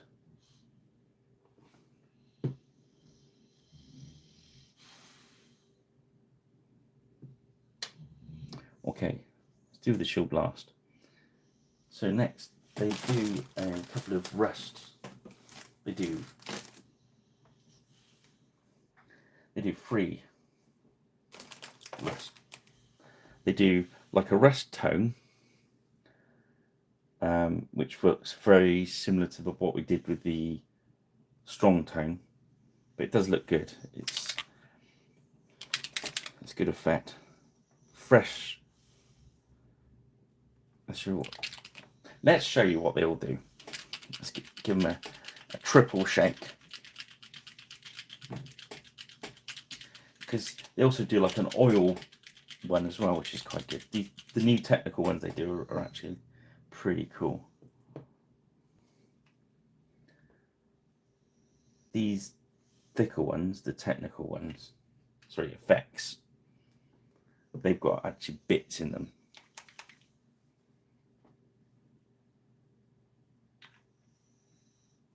Where the tone is just a wash. But I'll show you them all 3. We use all 3, we go overkill. What I'd say though is I would do this after you lacquer, because a lot of the matte lacquer will take a lot of the effect out. So lacquer him and then put some rest on. Put some rest on first, then go over the top, if you know what I mean. Let's grab my rubbishy brush. So let's show you the tone first. These are all straight out the pot. I'm not going to put any medium in there so you can see what they actually do. So let's just put, you see that lovely, what does it say? See what I mean? So it's very similar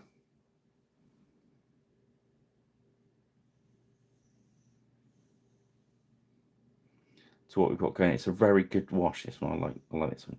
It's good for running around the edge of weapons there, so you want them to look dirty and rusty. I'll do a bit around there. We'll do some little patches of this. Similar to that, what we did earlier with the strong tone, in fairness.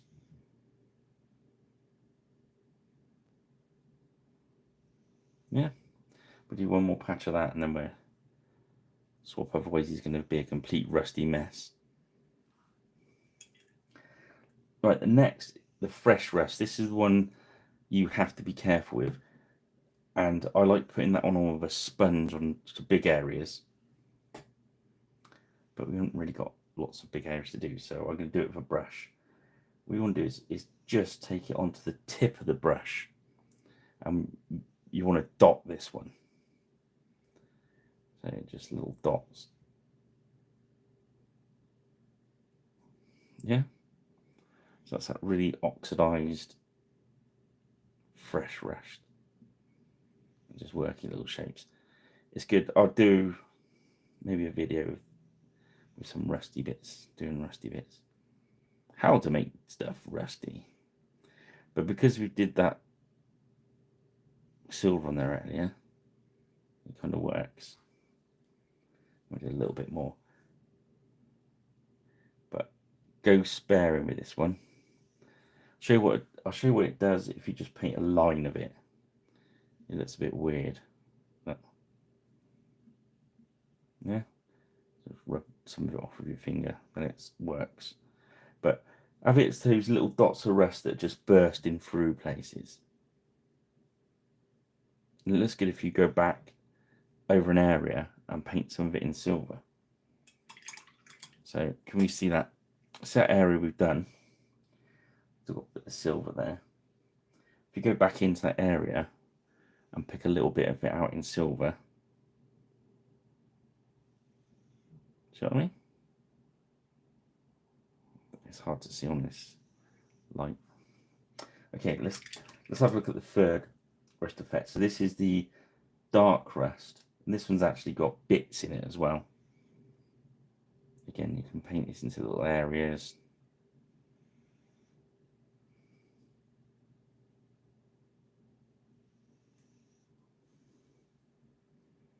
Looking for areas like little patches of rust. I mean, we've gone a little bit mad with it because we're doing 3 lots of different.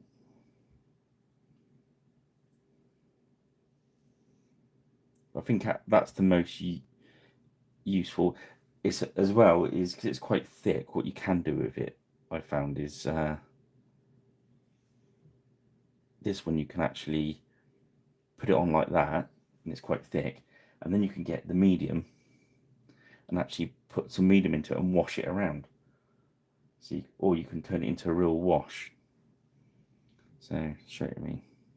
Let's put a big dot of it there. Look. We don't want it like that, so we're going to get some medium. Wash the brush out first. Get some medium. Hit it with some medium. So it starts breaking down.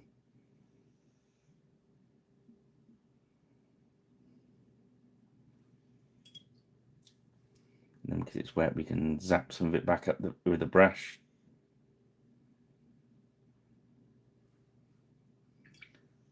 And because we've got medium in it, we can work it. So just keep coming. Take some off your finger or a little bit of a sponge there to take some of the silver back in. Then we get a little bit of silver.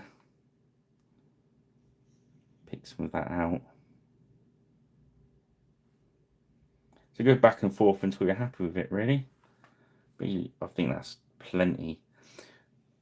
Again, I would do some now, and then after you do your lacquering, I'll show you about it. If you look at that rest of that corner there, if you just edge highlight just some little straight lines, so that it looks like this. There we go. So that's their rest effects. All 3 are good at different things. So if you have got room in your palette and you like rusty stuff, that's good. It's good. Rust tone, if you're lazy or just going to buy one, rust tone probably. If dark rust, if you've got medium, and you can then do that and rust tone. There's an oil which I won't use on him, but there is verdigris.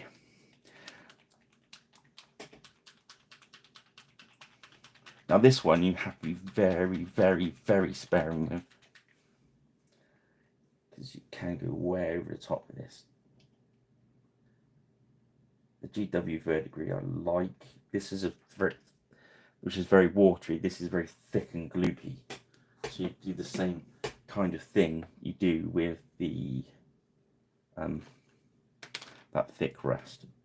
So it comes out as all gloopy gloopy. So show it gloopy gloopy. This is how it comes out of the thing. So this is for our copper and stuff. Now, the thing to remember about this is it runs, water runs, this is like a water damage. So it runs down. So anything that copper is going to run down. So dot and pull. Because that's the little drill holes. So dot on the bottom, those string pull. Don't do all of them.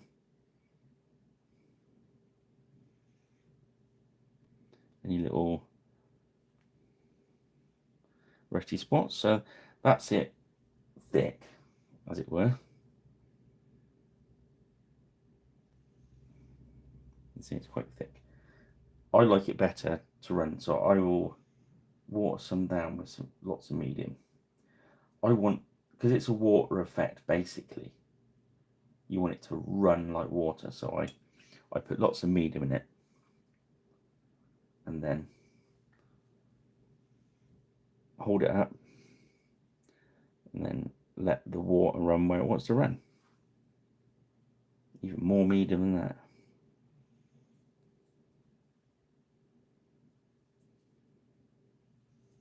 But because I've made it thin now, look, it wants to run into those gaps, and that's what it would do.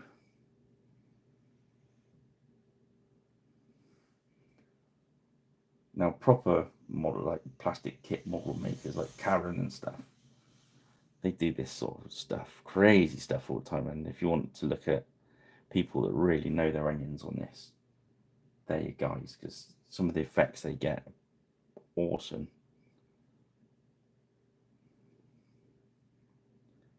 So just, again, I like watering it down because it just makes it look,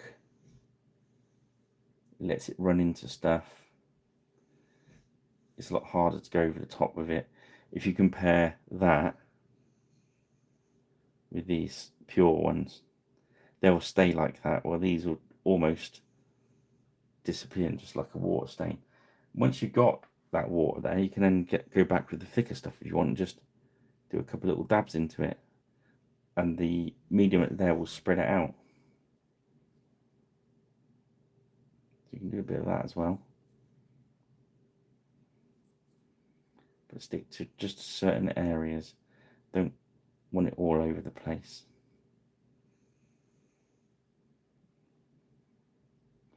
You see how that rust's gone now? That's a good example. I could get that on camera. So let's grab a little bit of silver, and we're just going to try and pick some of those ring bits back out again. Some little lines that. There we go. Just adds another little. You could go back and do the same thing with the verdigris. You can see that's gone quite nice up around the head there. Looking proper monkey like. Right, let's go back with that magenta. I'm just going to drop a little bit around his eyes.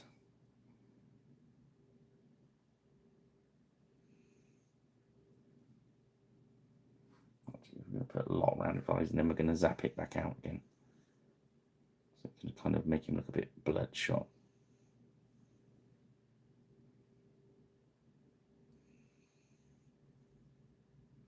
A bit more in his mouth.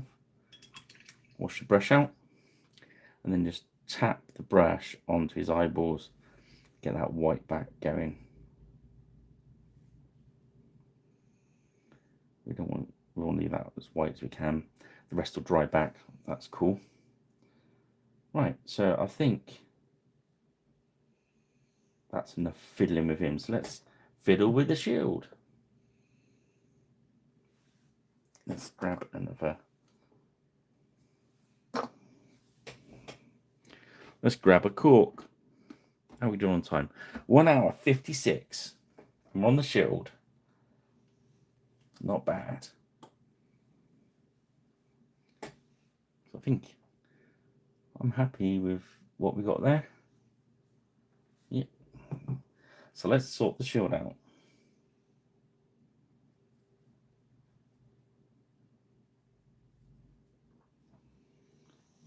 Made a bit of a pyramid out the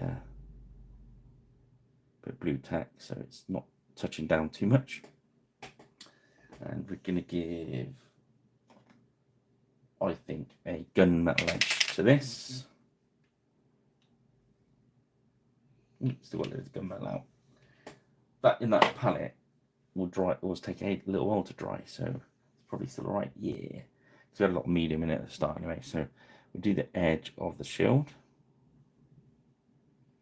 We might lose a bit of the brown on the back being on blue tack, but it's gluing to his hand anyway, so we'll be able to get background there and touch it up.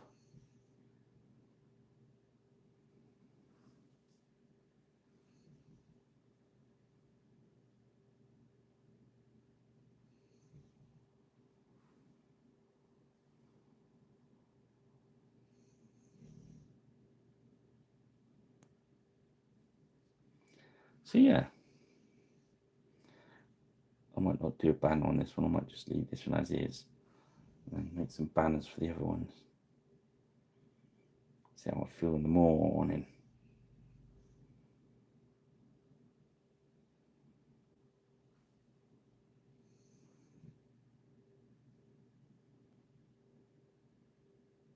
I've got the pictures of the Henry Tudor with his custom banner, which I'll put up so you can check that out. I'll put it up after the video ends if you check out on Facebook, X and all that lot.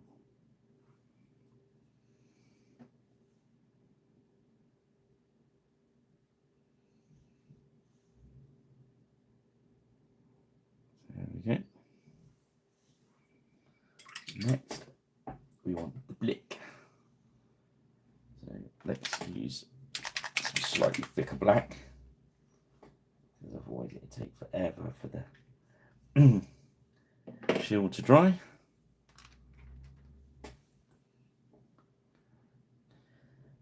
And everyone's got homes to go to.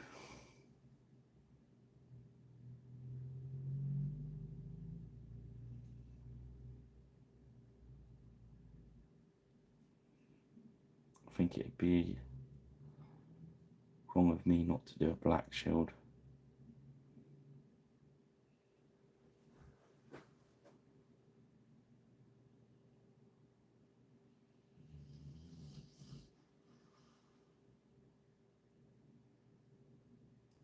This is the, I think this is Army Painter Black.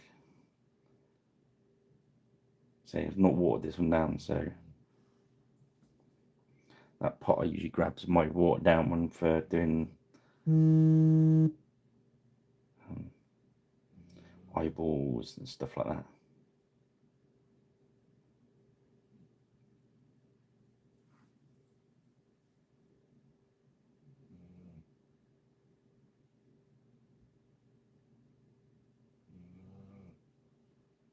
Dog's bored again.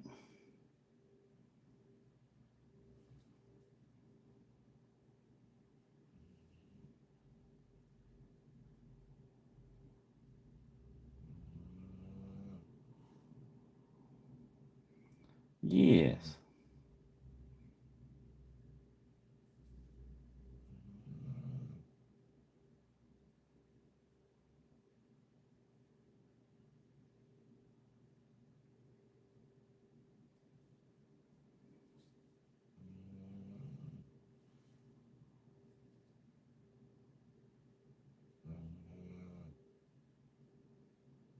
Dry off now. Typical fanatic paint. It's nice and I think let's get the rubbishy brush. We'll paint our victory lap while we've got some black on the palette.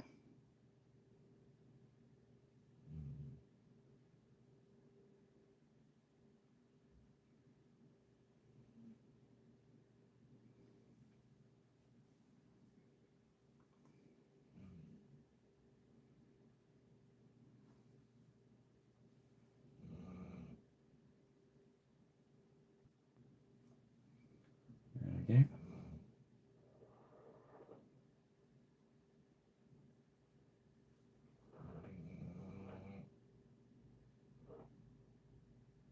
I must say, I'm kind of enjoying painting this big fella. It's always nice painting big miniatures, isn't it?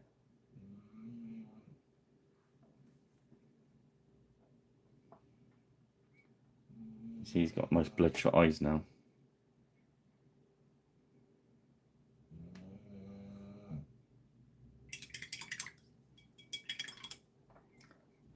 Let's have a look how it's doing on the shield. That's kind of dry enough, I think. So now we've got some reds out. So I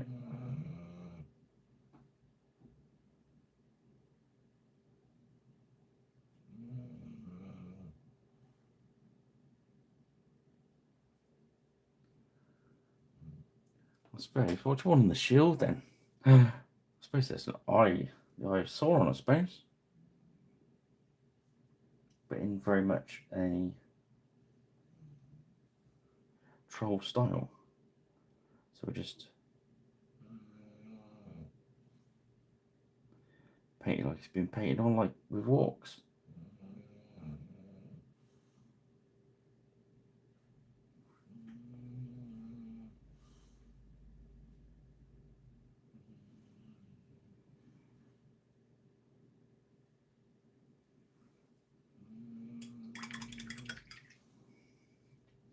And we get a nice bright red. Daub that on.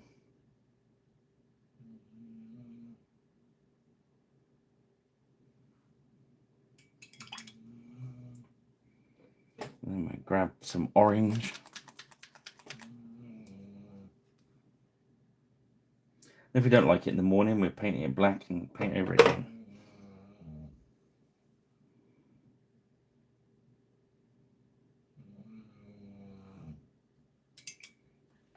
Some yellow on palette from earlier. There we go. What was I painting earlier? It was yellow. God knows. Let's just throw some yellow into the mix.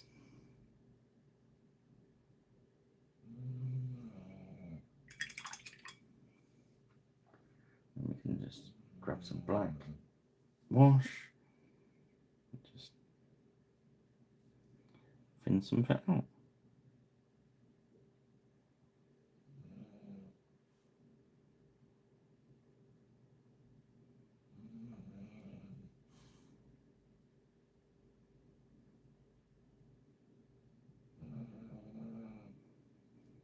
I don't want it to look too nice because it's like some orc or gobbo's just grab the brush and just paint it with some chicken blood that they found laying around.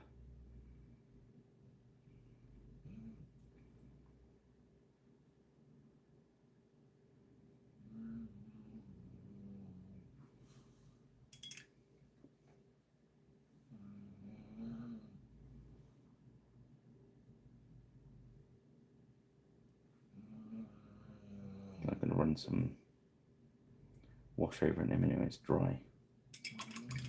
Dirty it all up. Yeah, that will do it. I might put a fancier pattern on that actually.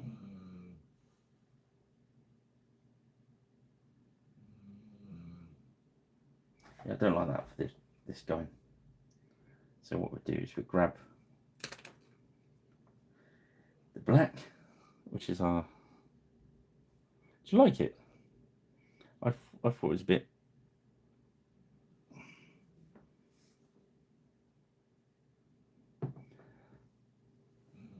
I like it for a goblin, not for the troll.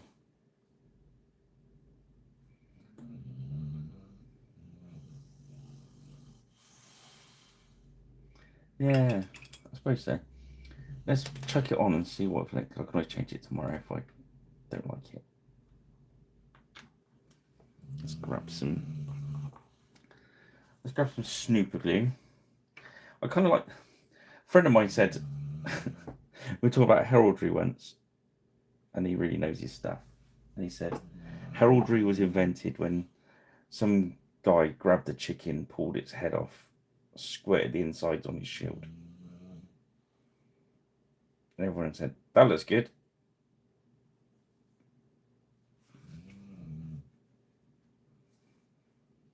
Yeah, I wasn't sure they were to put his shield around that way, but it's like a punch shield, so.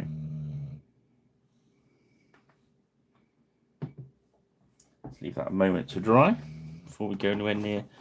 Always let it dry before you go anywhere near it with super glue, because the super glue will find your brush. Because that is the law.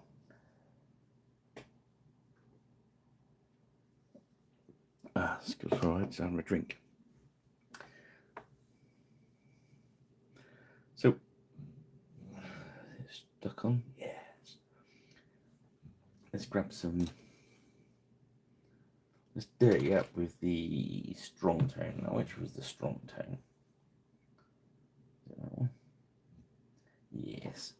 That's the strong tone. It's been in there a little while, so I'm going to drop a couple of bits of medium in it. And we'll just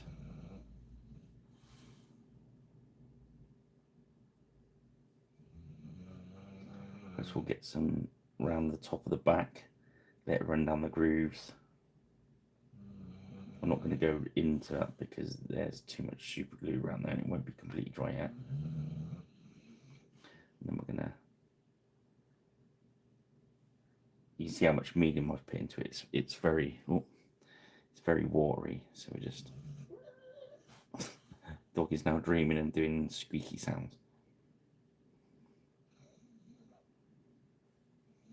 Let's grab some of that rust one. Where is it? There.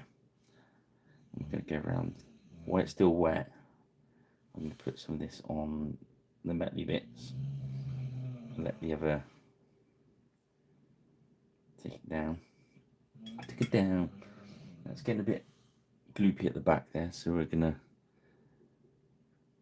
I've just added some more medium to let it run down. So I don't want to bugger the brush before we're finished with it.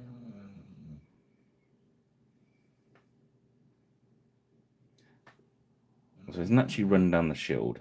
Now you see it's pooling at the bottom. So now we're going to dry our brush out. We're going to wick that away. Wick, wick, wick, wick, wick. We kind of want it to dry in patches. See, we've magically made rust. We've magically made rust happen. Let's grab one of the other rust effects and just put a bit of that on as well.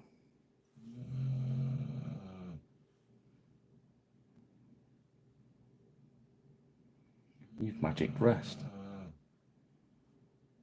Nice. There we go. I think he just needs a few tufts on him, doesn't he? To finish the job. So let's grab our tufts.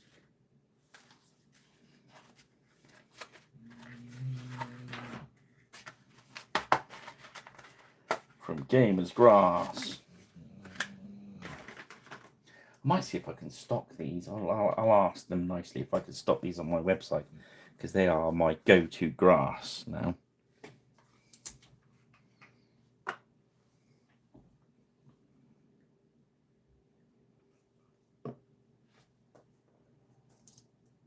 They are self-adhesive, but being a wargamer, it's belts and braces time. And we all know if you don't glue them on, they end up being at the bottom of your figure case.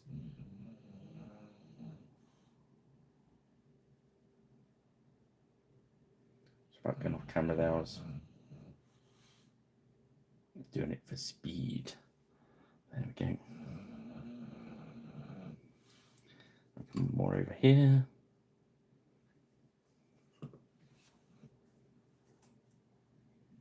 A round one.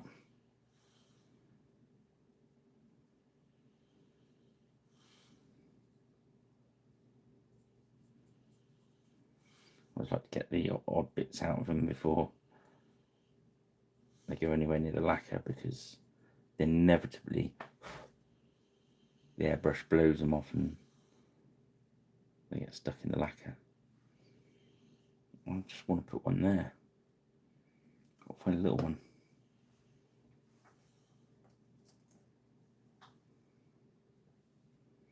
I buy a sheet of mixed ones, and I buy a sheet of just dot ones. I will show you and explain.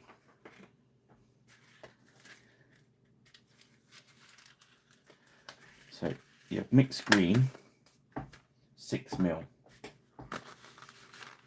Yeah, mixed green 6mm. Mixed green. Now there's 70 on there because you get big splodgies and funny shapes. There's 144 like that. So on the smaller miniatures, I put an odd shaped one and a dot. Therefore, I get through less packets of grass. Does that make sense?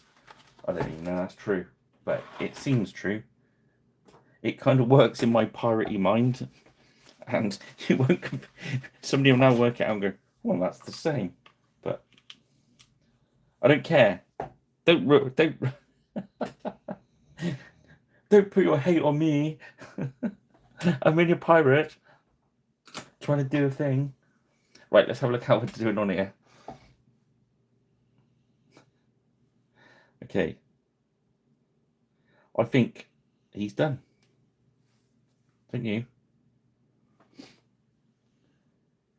What is his name? OGAH. OGAH. OGAH. OGAH. It's like John Luke. OGAH. OGAH. So we've got Dirty Troll Shield, which looks better now it's rusty. And he looks all dirty and like you're going to get tetanus off him and catch all horrible diseases. There we go. I think they're going to sell lots of these. His face come out real nice. I'm quite happy with that.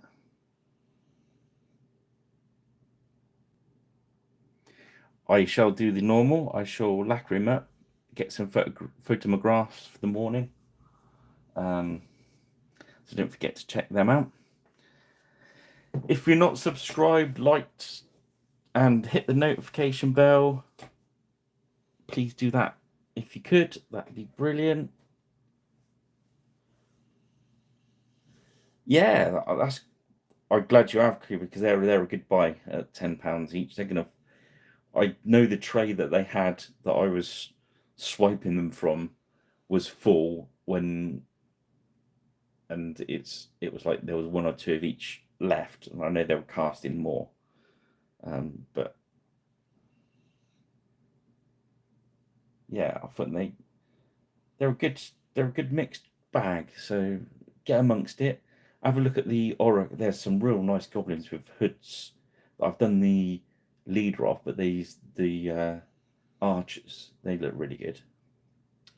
Okay, so there we have it. So if watching this back tomorrow and you're not subscribed, if you drop us a subscribe, that'd be great. Check us out on Facebook and X and Blue Sky. Check out my website for us. It's still all under construction and sorting out. There's loads to go up on it yet. So keep checking back on that.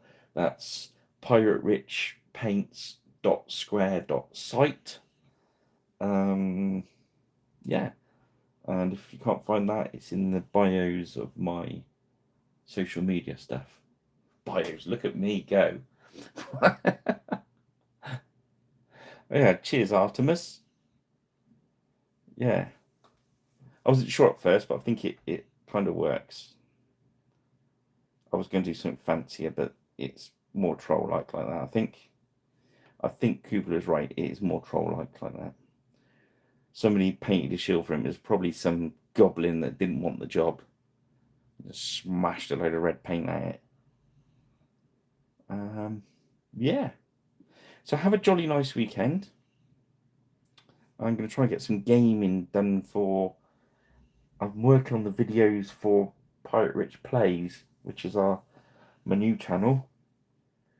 It's got a load of unboxing on there at the moment. We haven't actually had time to do a play along, but we will. Right, I'm going to stop waffling on and leave you guys to your weekend. Happy painting, Kubla, Rich, Artemis. Yeah, everyone have a good weekend, and we'll speak to you again soon. Next week we should be on. What are we back? Maybe back on 100 Years War. Might do another troll. Could possibly go on to Jugular. Who knows? Who knows? It'd be one of those three, I should imagine. Okay, guys. Been a pleasure. Never a chore. And Pirate Rich out. Ah. Buenas noches. Yeah, very nice. See you all again soon. Cheers.